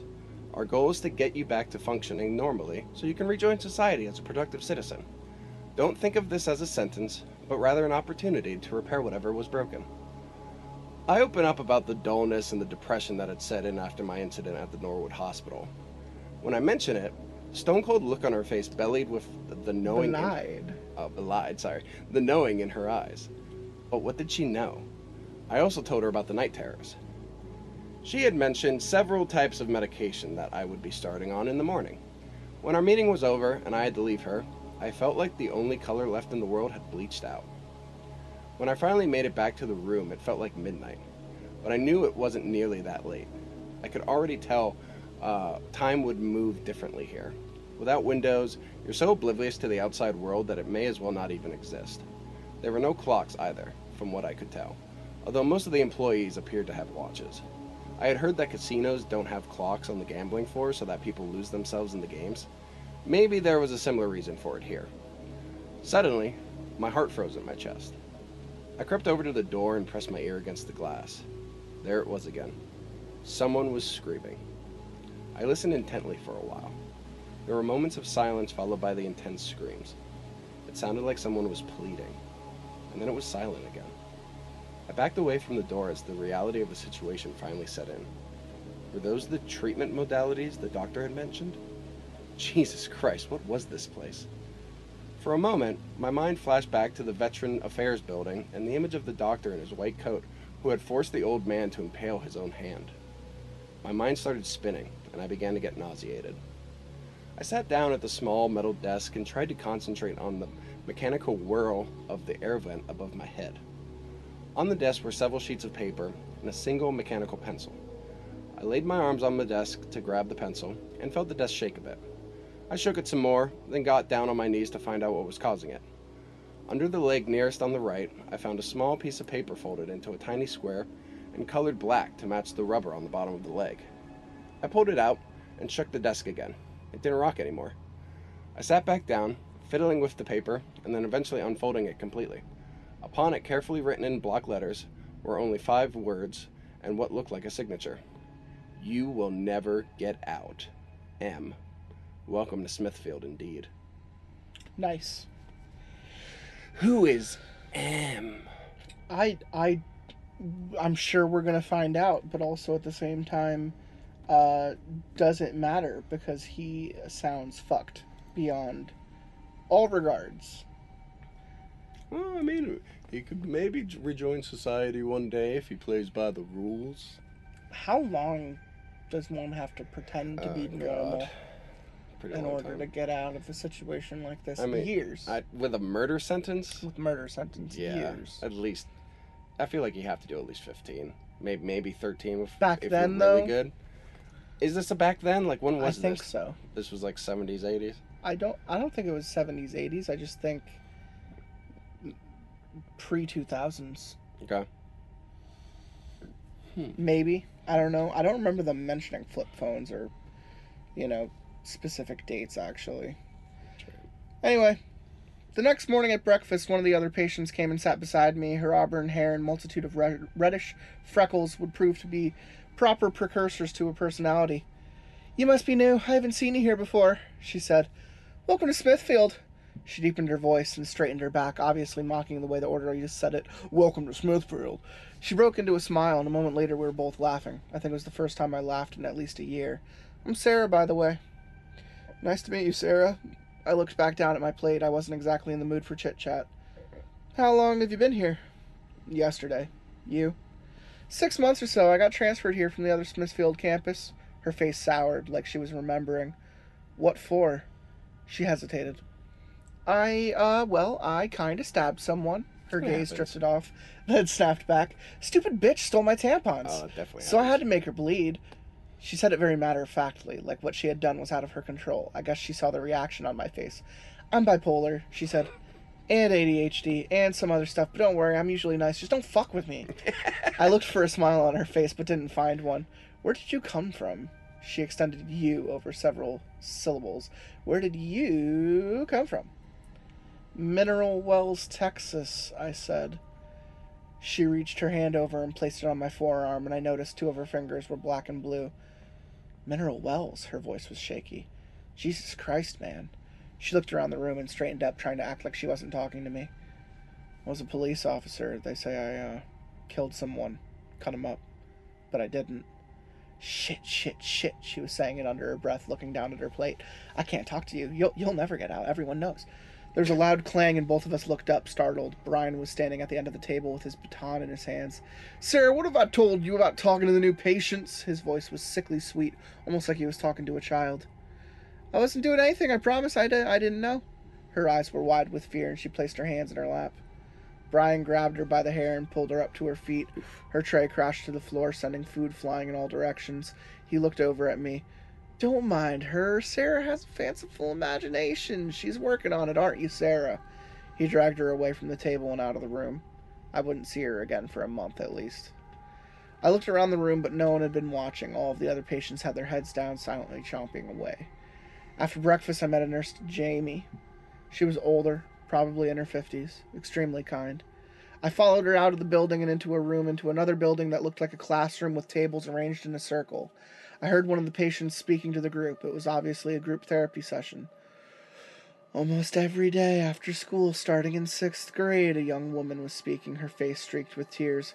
"The weird part is I still loved him. Isn't that horrible? I always felt like it was my fault, like I had been too cute or led him on in some way." The group leader brought a box of tissues. "How did this make you feel?" she asked tenderly. The girl sniffled. "Dirty. Broken." Baby. She She was sobbing. I sat and pretended to listen, but my mind eventually wandered back to my own childhood, and thankfully it had nothing to do with this young woman's. I had a great family. My dad had been in the military, my mother was a marketing executive. They both worked hard to provide my brother and I with everything we ever needed. We weren't rich, but we were loved. It was one thing I could be thankful for despite my current situation. Back at the main building after the session, Jamie showed me to a nurse's station. The nurse inside the window handed over 3 small paper cups, each with a pill inside. Jamie had walked inside the station and grabbed my chart. "These are your meds," she explained. "You'll take them every day at 9 and 3. You're also going to be getting a sleeping pill at night for the sleep disturbances if you need it. We'll check your mouth to make sure you swallow them. If you refuse to take them or get caught holding them in your mouth, you will be forcibly administered intravenously. And you don't want that. Trust me." "What are they?" I looked at them suspiciously, and she looked at the chart. "One is a low-level antipsychotic, one is a benzo, and the other," she flipped a page, "the other is a tricyclic antidepressant. It'll also help with sleep. You may feel groggy at first with some of the other side effects, but you will get used to them in time." When I didn't move, she smiled and said, "Bottoms up now, dear." Other side effects. My skin crawled. Not to mention the fact that I was taking an antipsychotic for a psychosis I didn't have. However, I do admit that I was warming up to the idea of the other meds. If they could help me sleep or forget, I would be grateful. I took them all. It says here that you were speaking to Sarah this morning at breakfast. Don't mind her. It would do you well to stay as far away from her as possible. She's a very troubled young lady. Wow, got to her that fast, I thought. She walked back to the nurse's station and Alex walked out. Alex will take you outside now.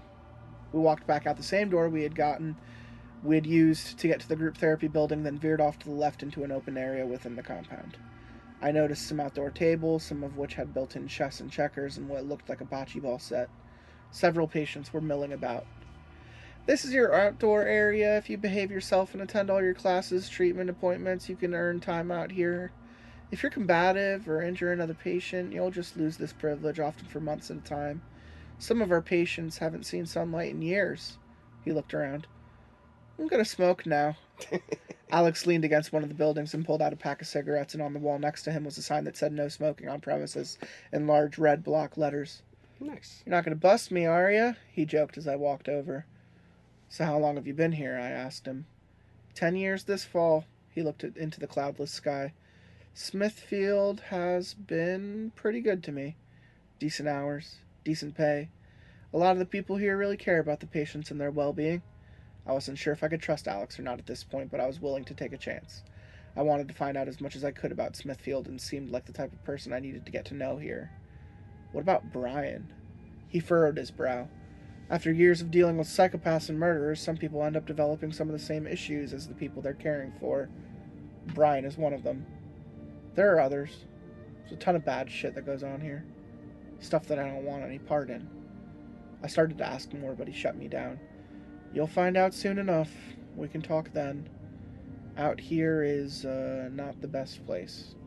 Always people watching. Big brother. And with that, he walked off to finish his cigarette. All of a sudden, I was very dizzy. The meds were kicking in. I found a place in the shade and sat down with my back against a tree. It felt like a weight had been placed on the top of my head, and it was boring down through my skull and into my brain.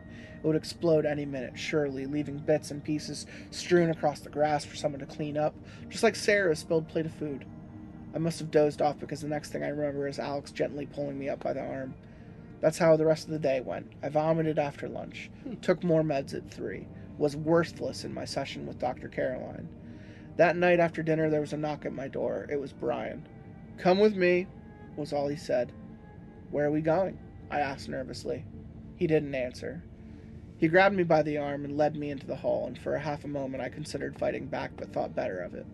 I was still reeling from the 3 p.m. meds and simply didn't have enough strength or willpower.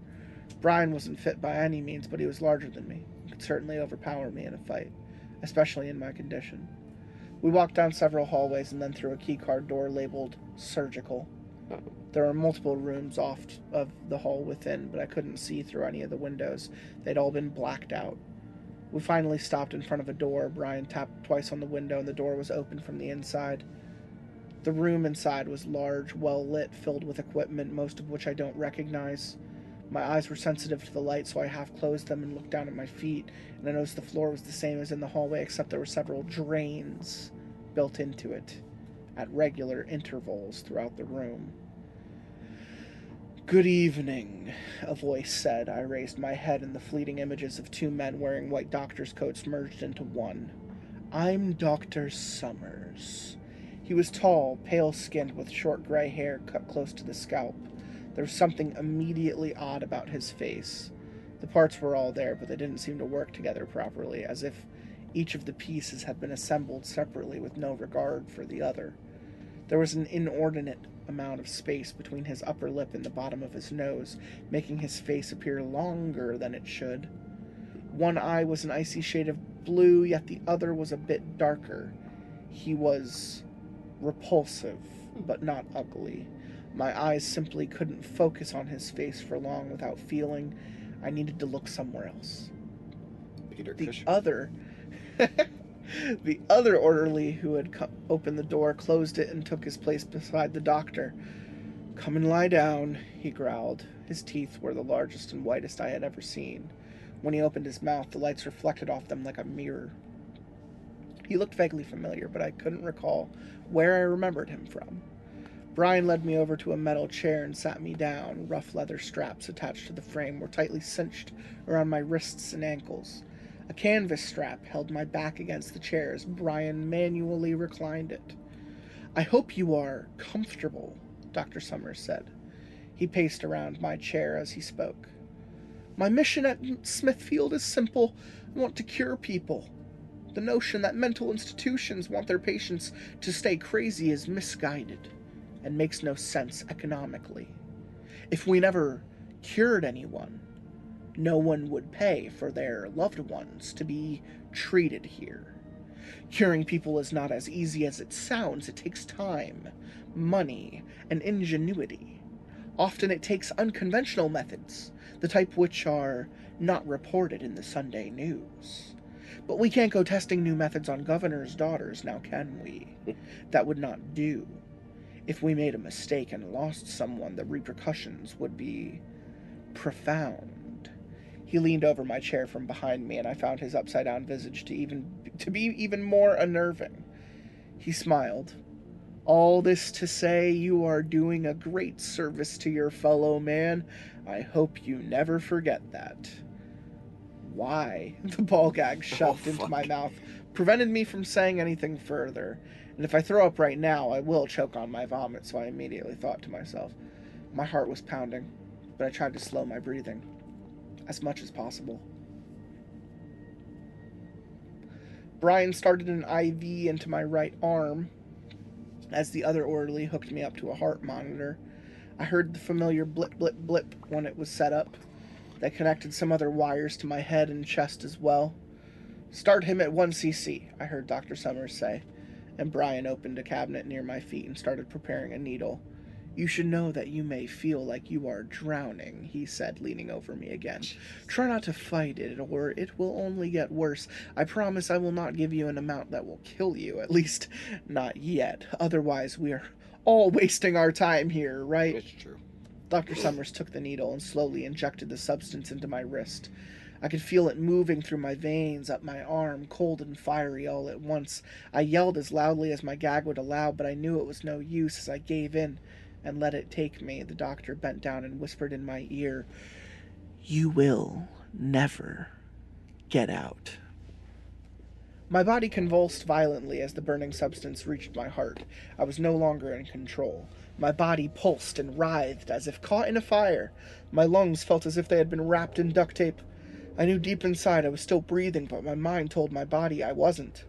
I gasped for air, over and over and over again. My arms and legs beat against the chair in violent bursts.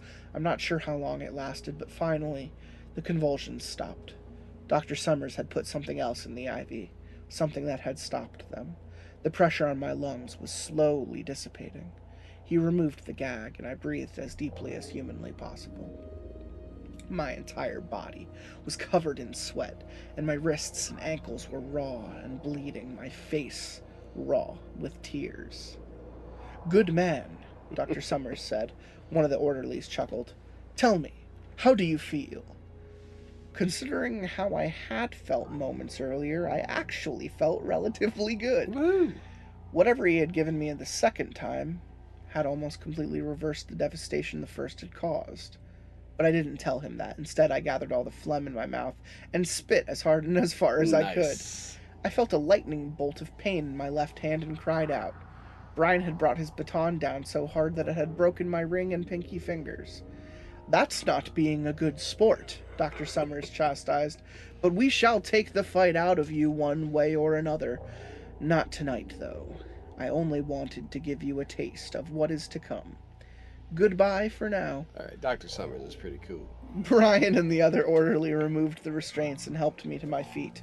I couldn't stand, so they had to half-drag, half-carry me all the way back to my room. They threw me onto the bed unceremoniously. I cradled my injured hand, which they hadn't even bothered to bandage. Brian walked out of the room, but the other orderly held back. You don't recognize me, do you? He said, grinning with those massive teeth. Should I?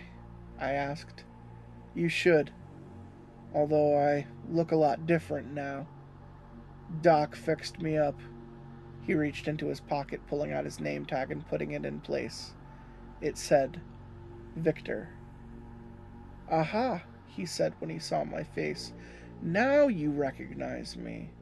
You arrested me for trespassing when I had nowhere else to go. You cops are all the same. You think you could do whatever the fuck you want and not suffer the consequences? Well, fuck you. I could see white foam had formed at the corners of his mouth.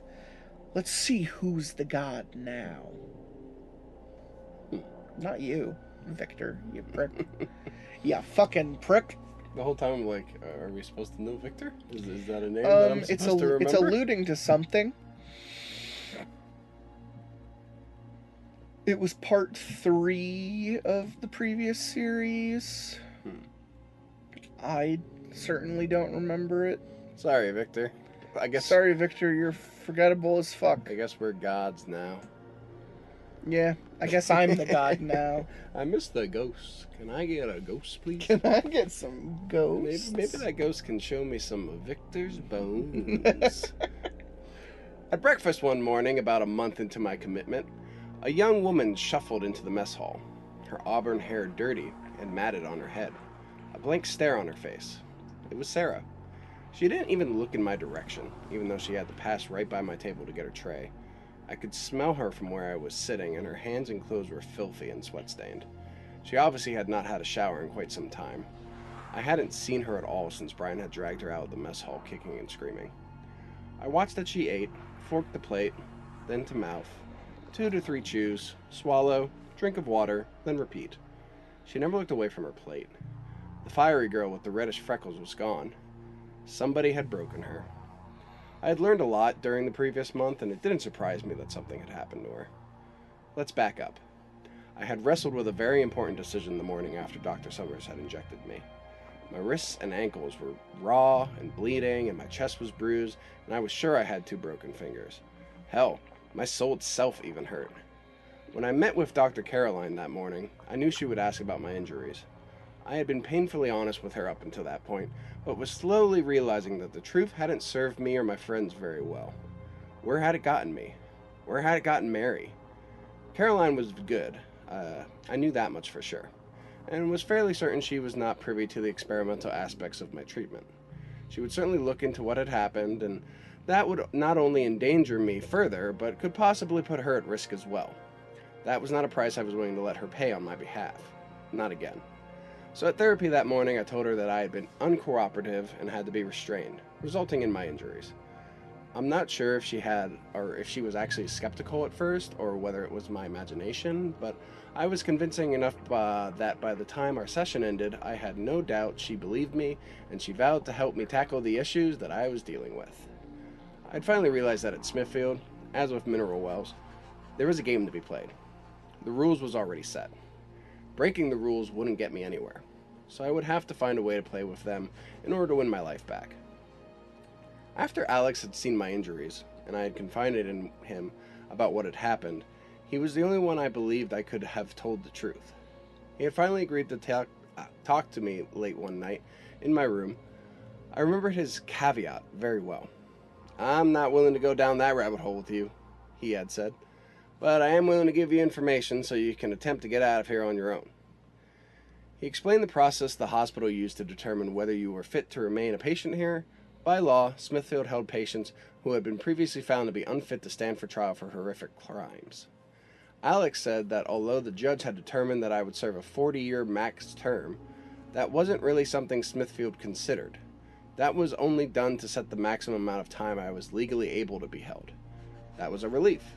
Smithfield would only continue to hold patients who were manifestly dangerous. A manifestly dangerous patient would be one who was not responding to treatment and needed to be confined to a maximum security hospital to protect themselves and the public. Conversely, a patient who was not manifestly dangerous would be one who was a properly responding patient to treatment and was stable enough to be treated in a minimum security hospital. Smithfield's other campus was a minimum security. That's where Sarah had been transferred from after she stabbed another patient. I knew at that point that I had to do whatever it took to pass my review and be transferred out of Smithfield. There were a couple of roadblocks that stood in the way. First, to be transferred, 5 medical professionals from the review board would need to determine that I was no longer dangerous. These reviewers would consider document evidence from the medical professional that had been treating me. This included Dr. Summers. As soon as Alex explained this, I immediately understood what Dr. Summers had really meant by, "You will never get out." He could put whatever he wanted to those reports. The second issue was that there had to be some history of treatment before a transfer would be granted. I wouldn't be getting out immediately, but I had already figured that out. Alex believed that if Dr. Summers was performing experimental treatments, they were being done outside of the approval of the hospital. It is pretty obvious that he would have been fired long ago if they knew what was going on. It appeared to have been happening as long as Alex had been at Smithfield. He had cared for dozens of patients who had received curious injuries for which there was no logical explanation. But he was never sure exactly who or what was causing them. He guessed Brian was involved somehow, which I had confirmed with him. I asked if he knew anything about Victor, but he said he never saw him doing any regular rounds. So he must have been brought on specifically for helping Dr. Summers. I thought back to the day I had arrested Victor at the Norwood Hospital. He was addicted to meth. Oh, that guy. Okay. Had smelled like utter shit, and his teeth were black and decaying. The chief of the MWPD had personally told me to get him out of there that night. Why then? Why did he have so much interest in Victor? "Doc fixed me up," Victor had said in my room the night before. My guess was that Dr. Summers had needed someone who he could trust. Someone that would do his dirty work without asking too many questions. In return, Victor had gotten a job, a new look, and the opportunity to exact his vengeance on those who had oppressed him. And the MWPD facilitated everything. He also told me about something that had happened the day before. I had arrived at Smithfield that he found disturbing. A young woman named Michelle had been found in her room hanging by a bedsheet from the doorknob. She had only been at Smithfield for a short time and was one of the patients who had mysterious marks of bruises on them, but nothing in her record suggested that she was suicidal. In fact, she was progressing towards all of her treatment goals and had a review board hearing coming up soon. It simply didn't make sense, and combined with the unexpected injuries, Alex was highly suspicious about her cause of death. I asked him what he had to do with me, and he said that she was from Mineral Wells as well. Also, the reason I came to Smithfield the day I did, her room had opened up. She was M from the note under the desk. I asked him and Sarah, wondering if she had any mysterious marks or bruises, but she was not one of his patients, so he couldn't tell me anything about her. That had been enough for the night. I promised to keep his information in confidence, and we parted ways. During that first month, I had slowly gotten used to my meds. They had been reevaluated after I had complained about how they made me feel, and eventually I was on a schedule and dosage that worked for me. The dizziness was the only fleeting and didn't bother me most of the time. The tiredness and constant dry mouth were things that I had just learned to live with. Most importantly, the depression was really beginning to fade, and I was sleeping through the night, although my dreams felt more real than they ever had. In many of them, I found myself standing over Mary's blood-soaked body, the kitchen cleaver in my hand. I'll admit, some days when I woke, I wasn't sure what had really happened that night. Had I actually killed her? The day that Sarah emerged from what I could only guess was solitary confinement was the first day I started telling Dr. Caroline the truth about my situation, spurred in part by the fact that I had a clear mind for the first time in quite a while. I started slowly at first. She had asked me to explain the whispers. I heard at the Veterans Affairs building again, and I casually mentioned that I was probably so stressed out that I created them myself, because there certainly wasn't anyone else in the building. She was generally excited for me and considered it a major breakthrough in my treatment. I was beginning to play the game, but I realized I couldn't give her everything she wanted at once. If I did a 180 and reneged on everything I had said up to that point, she wouldn't have believed me, and it may have even been a setback for me. No, I resolved to go about it slowly and methodically. I also began to give Dr. Summers what he wanted. I no longer spit, fought, or cried out during the nights that I was strapped to that chair. The less I struggled, the less bloody I was afterwards. It was obvious Brian and Victor got their jollies from torturing me, so the less I fed that hunger, the better. It had been difficult to maintain that point of view the first night Dr. Summers had introduced me to electroconvulsive therapy. Yes, it is the same therapy that became popular in mental institutions in the 1940s, except these days it's performed under general anesthesia and with enough voltage to minimize any major complications. However, it's only supposed to be used for the suspense. schizophrenia, major depressive disorder, or as a last result when all other treatments have failed. There was another patient in my unit that was being treated with the ECT that I had spoken with on occasion, which is how I knew about it. I hadn't known him before, so I didn't have a frame of reference for how his personality may have changed.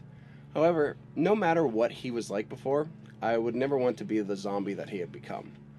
When we spoke, it was like he was half asleep, taking several seconds to respond to questions I would ask. Even though he was looking straight at me, his eyes were lifeless and droopy, reminding me of stroke victims I had seen in the past. There was simply no life in him, as if everything that made him him had been stripped away, leaving only a shell that walked and talked and looked like a human but was anything but. Sometimes when we spoke, he had no memory of our previous conversations. After I was strapped down, I was given a strong muscle relaxant intravenously to keep me from hurting myself, but wasn't lucky enough to get any anesthesia, which means I would be awake throughout the entire procedure.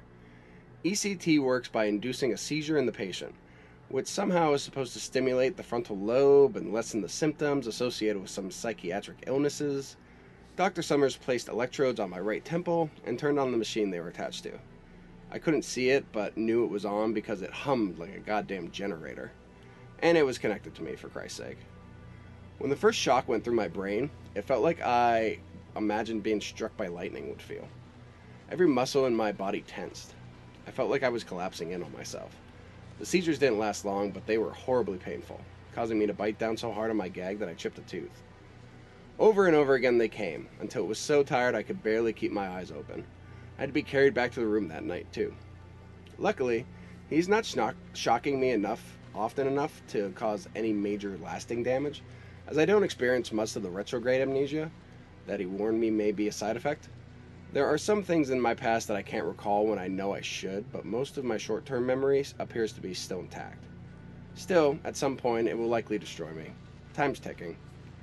About 3 months after I'd been at Smithfield, I got a lesson on why many people deserve to be in places like this, often for the rest of their lives. Since I am towing the line and working towards my treatment goals, I often get my time outside in the morning. On that particular morning, I was playing a game of bocce ball with a couple other patients. The goal of bocce is to throw a heavy colored ball and get it as close as possible to a smaller white ball that has been thrown previously. Another patient and I were using the green balls, and 2 others were using the red balls. When it was the other team's turn, the guy whose turn it was threw his ball a little too hard, which knocked his teammate's ball further away from the white ball, causing them to lose points and us to win the game. When he realized what had happened, the guy snapped and elbowed his teammates right in the nose, making it explode in a splash of crimson and knocking him to the grass. He picked up one of the bocce balls and started smashing it into the guy's head over and over again. I jumped up from where I was sitting and ran to get the orderly, who was just outside of eyeshot dealing with another issue. What I saw when we turned the corner again horrified me, and it's honestly hard to even write it here. It was not the first time I was glad to be numb. The irate patient had knocked his teammate unconscious and had dug his fingers so far into the guy's eye sockets that he'd popped both of his eyes out. God damn. They were sitting in freshly mowed grass, staring straight at me. Bloody. That's a bash, baby. That is, indeed. I like bocce ball a lot. This is a good game. Oh, bocce's fun. I mean, I don't like it when I get my head smashed in, but... No. No, I don't think you do. No, that's not for me, personally. Who's saying this line? I need to figure it out. Alex. Out of the question. If I do this for you and someone finds out, I'll lose my job. I already told you I'm not willing to risk it. I've helped out my patients in the past, but I've never helped smuggle in a cell phone, Alex said as he finished changing the sheets on my bed. He stuffed the old ones into a canvas bag and turned to leave. Wait, I'll pay you. I have money saved up. He stopped without turning around. I need some contact with the outside world, Alex. You know I'm not crazy, and I promise I won't screw this up. He dropped the bag and turned around. Okay, let's say I bring it in for you. How are you going to get it in here? And where's the money going to come from? I have a friend who will bring both. I just need you to get the phone in. I was talking about Stan, but I had no idea whether he would help me or not. Please, Alex. I tried to sound as desperate as possible. I'll think about it, he said, turning to leave again. I didn't push it any further. I saw Alex throughout the next week, but he never mentioned what we talked about. I had honestly given up hope until Alex dropped by my room one afternoon during free time. He sat down on my bed. Okay. If I do this, we're doing it my way. Anything you want. You can only use the phone in your room, nowhere else. I'll bring it to you at the beginning of my shift and take it back at the end. No pictures, no phone calls. You can use the Wi-Fi the nurses use. I'll get you the password. If you get caught with it, I'll disavow everything and report that I saw you talking to someone at the fence. You'll lose all your outside time at the very least. His eyes said more than his words could. I could guess what some of the other consequences would be. Also, I want $5,000. Jesus.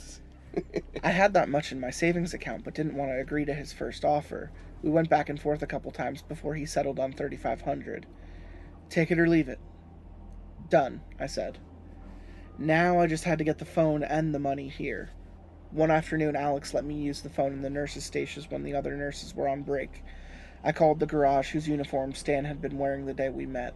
I had no idea if he worked there anymore, but it was the only shot I had. Luckily, Stan answered. We didn't have time to catch up, so I told him straight up what I needed. Since Alex would be physically bringing the phone in, Stan had no reason to refuse. He wouldn't be doing anything illegal per se. Also, he wanted to help me in any way he could, because he knew I had no business being in Smithfield. The money I promised him didn't hurt either. He already knew where my apartment was. I just had to explain where my extra key and my phone were hidden.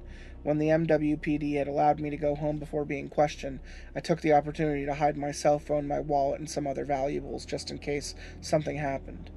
I made one other call to a friend at the bank authorizing Stan to withdraw the money. Since my case had not been reported in the news, very few people knew what had actually happened. This teller was not one of them, thankfully. Stan needed 2 weeks to get everything together and to take off work in order to make the long drive from Mineral Wells. I wished him luck. In the meantime, to take my mind off of things, I concentrated on working my hardest at group therapy with Dr. Caroline. I had been at Smithfield for about 4.5 months when I made my biggest breakthrough yet. Keep going, Dr. Caroline said, putting her notebook down and scooting her chair closer to mine. She placed her hands in her lap and looked me dead in the eye. Her plump lips were red and pursed, and her eyes begged for the truth. Tell me what happened. I must have killed her, I finally said. I both knew it was untrue and thought it could be true at the same time. Either way, I was amazed that the words had escaped my lips, and I looked down at my feet. You're doing great, she said, reassuring me by placing her hands on mine. Well, murder gets her almost. The forensics showed that there was no way Mary could have done it to herself. There was too much blood loss. Oh, that was him saying that. That was him saying that. I continued, but she was possessed, I thought. There was also no evidence that anyone else had been in the house, just the only logical explanation was that I killed her. I just don't remember it. And the ghost, this ghost. She started, looking down at her notepad. Mariana? What about her? Ghosts are for children's stories and crazy people, I said. Aye. They aren't real. It was both a betrayal and a confession. The look on my face sold it. I think that's enough for today. Great work, she said, pulling her hands back. You've really been progressing well over the last 3 months, even if you started off slowly. If you keep this up, I think I'll be able to confidently tell the review board that you are as safe as they come. Maybe we can get you out of here, she smiled. Yeah, 4 months in. Let's do it. Me just agreeing that, yeah, I probably killed a person. Yeah, you're perfectly safe. Dr. Summers had other plans for me. The fuck? I'm not sure if he had something Dr. Caroline had written in my file or not, but the night was my worst experience with the electroshock machine yet. After I was strapped down, I was injected with the muscle relaxer as usual, but this time there was something else mixed in. It only took a couple moments before the room was spinning. I take that back, the room didn't exactly spin, as much as it melted. When Dr. Summers leaned over me this time, he looked like Johnny Depp's character on that iconic Fear and Loathing in Las Vegas poster. His face bent and contorted, his neck stretched like taffy. No sympathy for the devil. Keep that in mind, I thought. Buy the ticket, take the ride. So close to Barstool. This time, electrodes were attached to both sides of my head. Victor was on the dial this time, and when he turned the machine on, the pain was 3 times what I experienced before. The amount of the electricity that runs through you is directly proportional to the amount of damage it will cause, Dr. Summers had said with a smile. 2 electrodes were better than 1, in other words. That's what I always say. I was getting the full load. #full load. That's what I always say. Experiencing the type of pain in the state I was in was something I imagined even Hunter S. Thompson couldn't have survived. But I did, somehow. Or I hoped at least most of me did. As I was laying there between rounds, I overheard Victor say something to Dr. Summers. My eyes were closed, and maybe he thought I had passed out. When do I get my time with the Mineral Wells girl? Sarah, Victor croaked. Dr. Summers may have been able to fix his appearance, but he hadn't fixed his vocal cords. 2 things crossed my mind simultaneously. She's from Mineral Wells, too. And damn frog-sounding motherfucker. I heard him grunt. I opened my eyes just enough to see Brian bringing his baton back down to his side. Dr. Summers was much quieter. He actually knew how to whisper. Whatever he had said appeased Victor.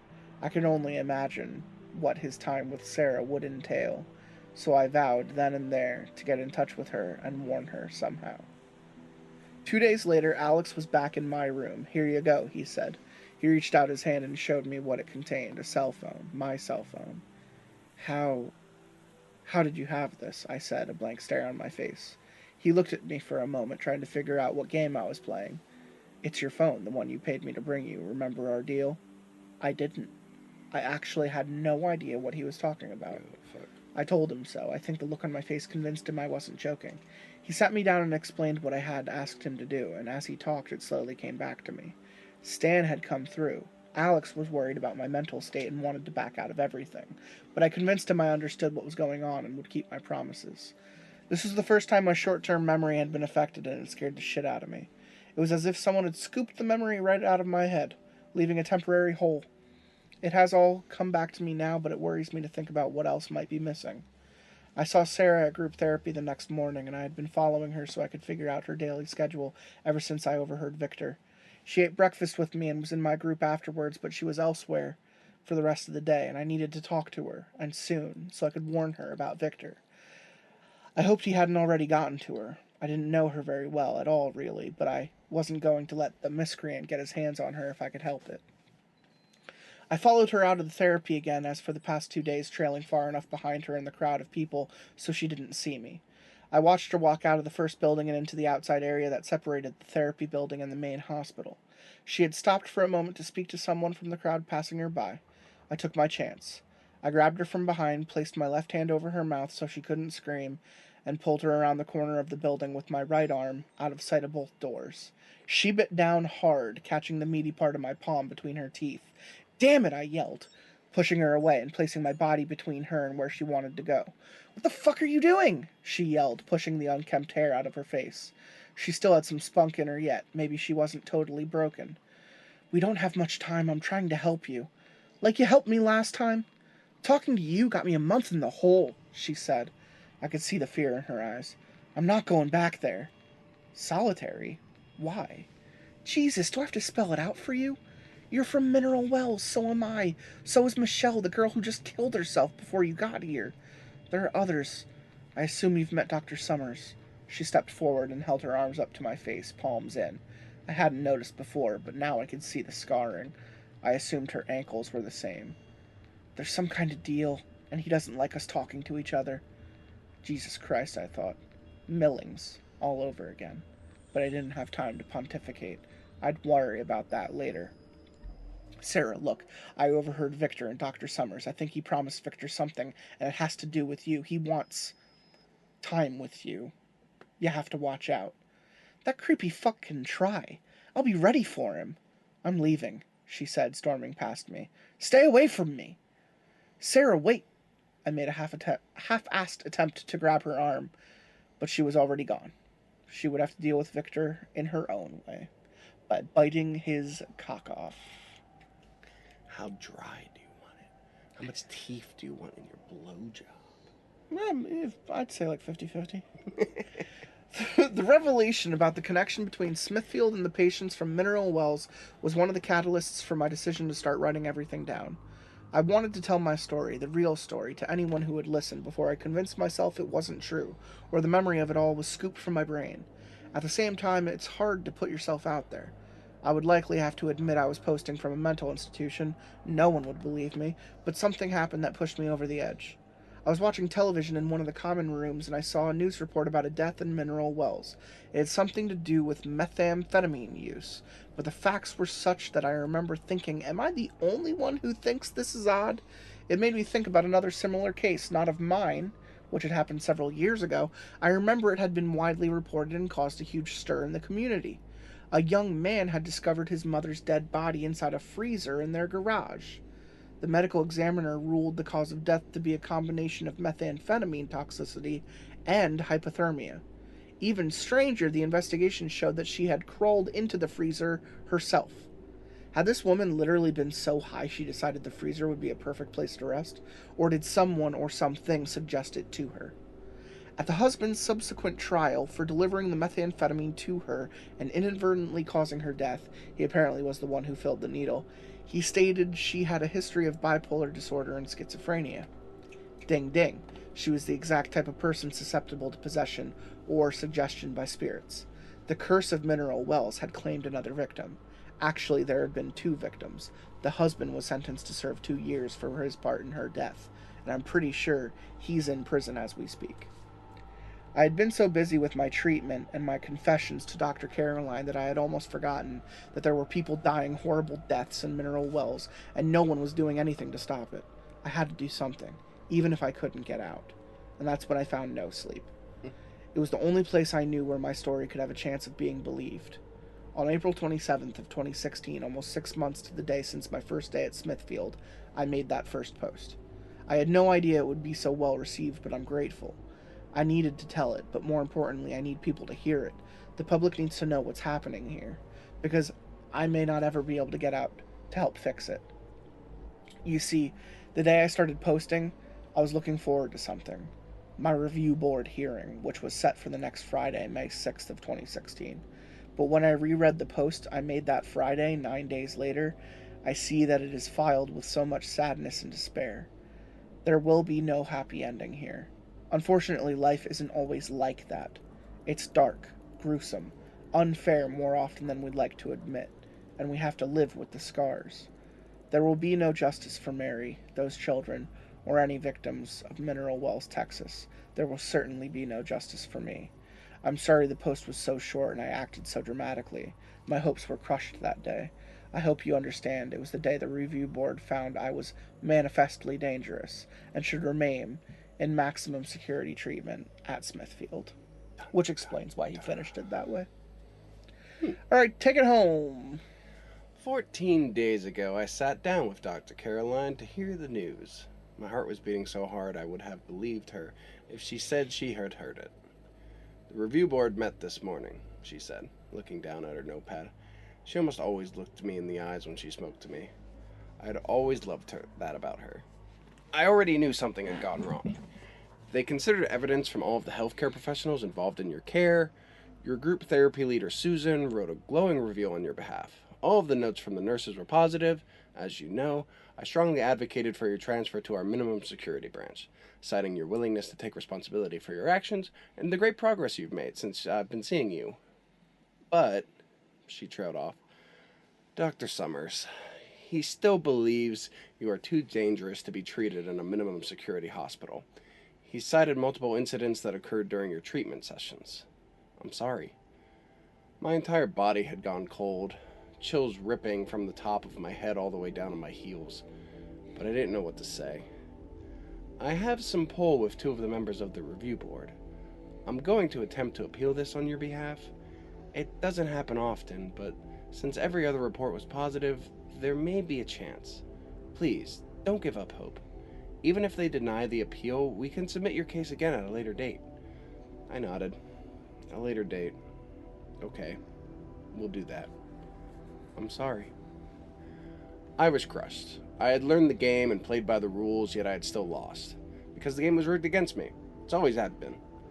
I realized that if I didn't get out soon, I would most likely never get out with my sanity intact. I had to find a way to stop the electroconvulsive therapy before it destroyed me. Many scenarios flashed through my mind, including one in which I killed Dr. Summers and Victor in cold blood. I had never done anything like that, never even considered it. I was a police officer, and for Christ's sakes, but I was seriously running out of options. I hastily made a post on No Sleep and told myself that it all had been for nothing. I wouldn't post any further. I began to collapse inwards. For the next few days, I didn't eat and couldn't sleep. The onset of deep depression had triggered the night terrors again. I dreamt that the walls were electrified and closing in on me, and awoke with bloody fingers and nails ground into the roots. I'd always tried to claw my way out of the room. I went through the motions of daily life in the hospital, but the man that once had lived that life was gone. 4 days after the review board meeting, I was in the mess hall for dinner when the hospital alarm went off. I had never heard it go off before. A voice spoke over the loudspeaker. "Alert, code 11. This facility is on lockdown. Please remain where you are. Security to Unit E." The women's unit, I thought.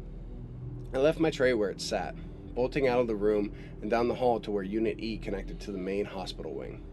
Before I made it to the heavy metal door, I could already hear the commotion. The door was open, being held by security guards as several nurses and orderlies rushed in. Other patients had begun gathering around the door as well, echoing down the hall of the unit. I could hear a voice shrieking in pain, deep and guttural. There was no mistaking it. It was Victor's.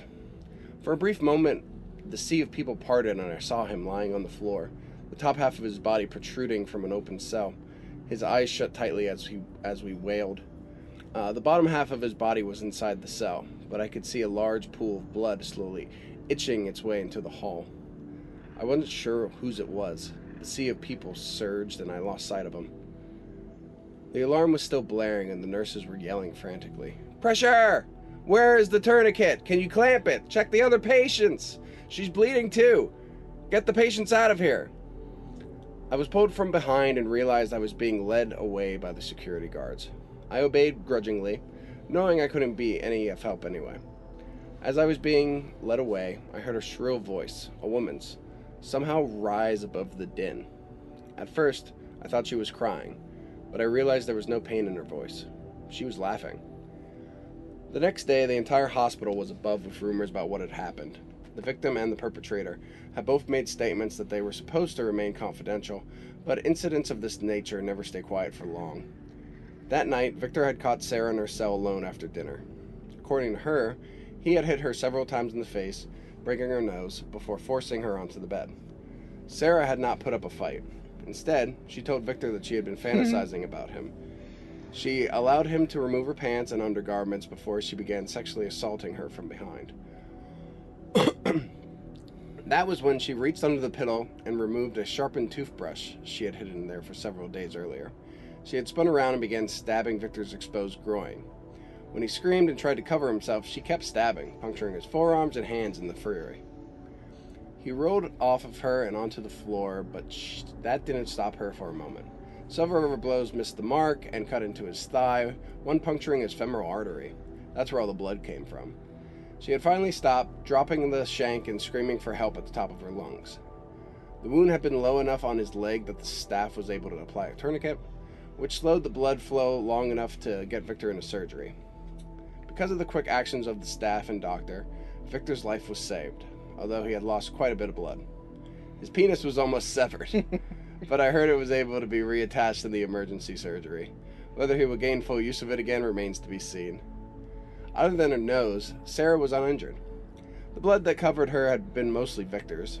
The last words she had said to me rang in my head. "I'll be ready for him." She certainly had been. The backlash began shortly after. After she was stabilized, Sarah was quickly transferred, but I'm not sure where. Possibly back to Smithfield's other campus where she had came from? Yeah, like they'd send you to minor after doing that.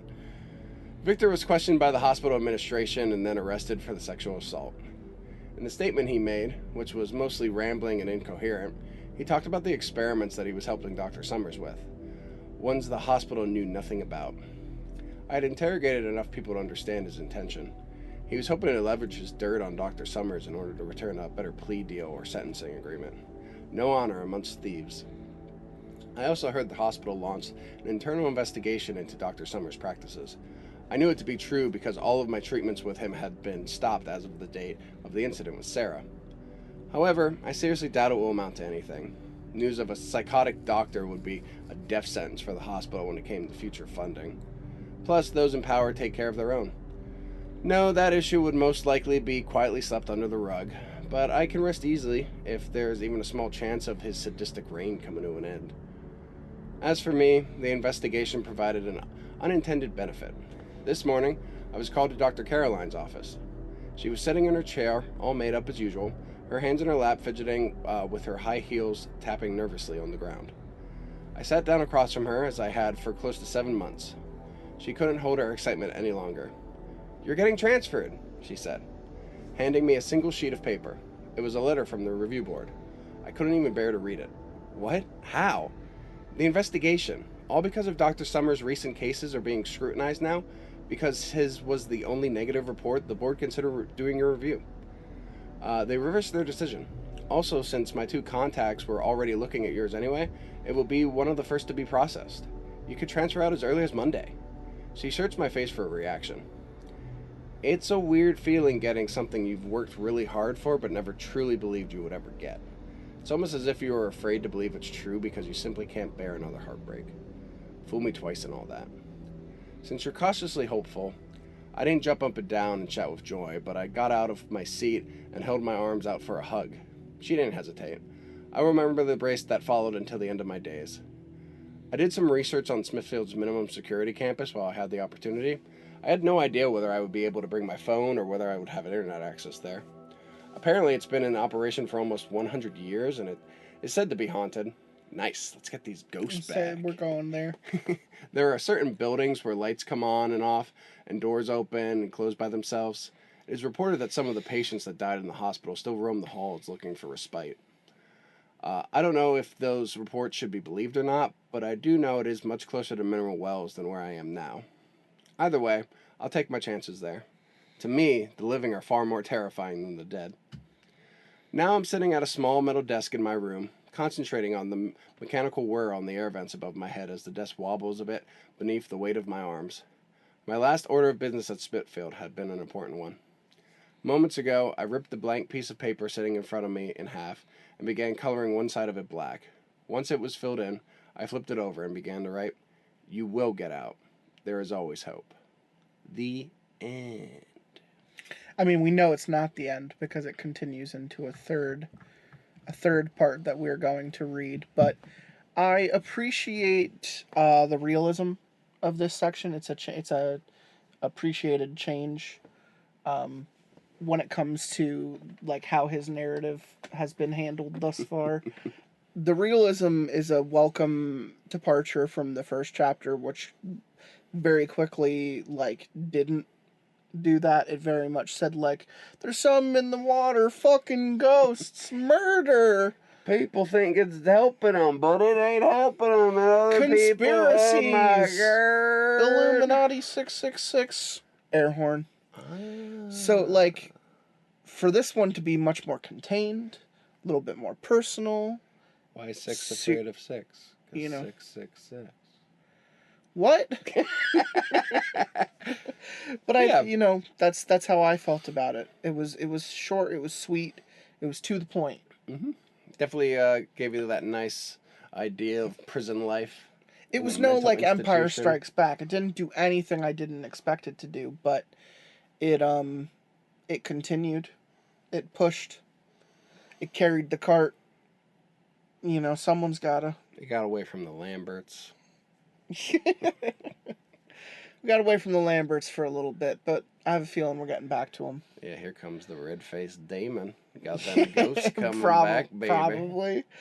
I don't know. It's an interesting series. It has many shades, many colors to it.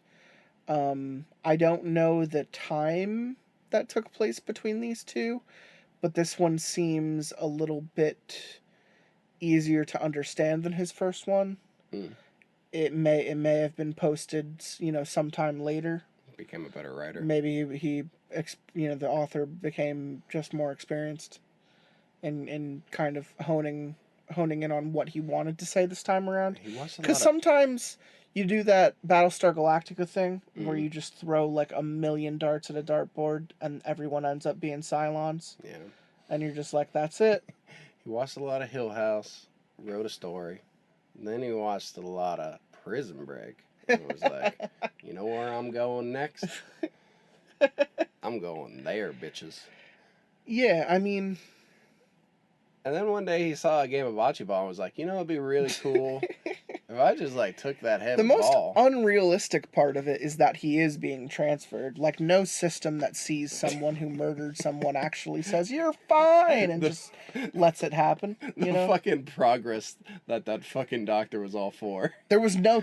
there was a time... to it. There was a time lapse here, and we didn't recognize it at all. Like, 4 years of his life, 4 years of his life just passed by in those 40 pages, and we treated it like 2.5 weeks. I really like, thought it was gonna get to the point where his brain was just mush, and maybe he was just stating things over and over. They alluded to the idea of that happening, but I don't think that that's the narrative that the guy actually wants to tell. I don't know if Summers is even coming back. I don't know if Summers was even really truly related to the first part. What if he's related to the doctors that used to cut people up? Well, that's what I'm saying. I don't know if he was even related to the first part at all. I don't know what's actually continuing there or not. What else is fluid from part 1 to part 2? And maybe that's why it is called a companion series and not a direct sequel, because they very much are telling different sides of a coin. It's a pyramid, and we're getting a different triangle each time. Ooh. You know. But what will the last one be? Obtuse. Ooh. Because this one was pretty acute. Oh, you cute. I'm a little right. Expectations for next part? Do you have any?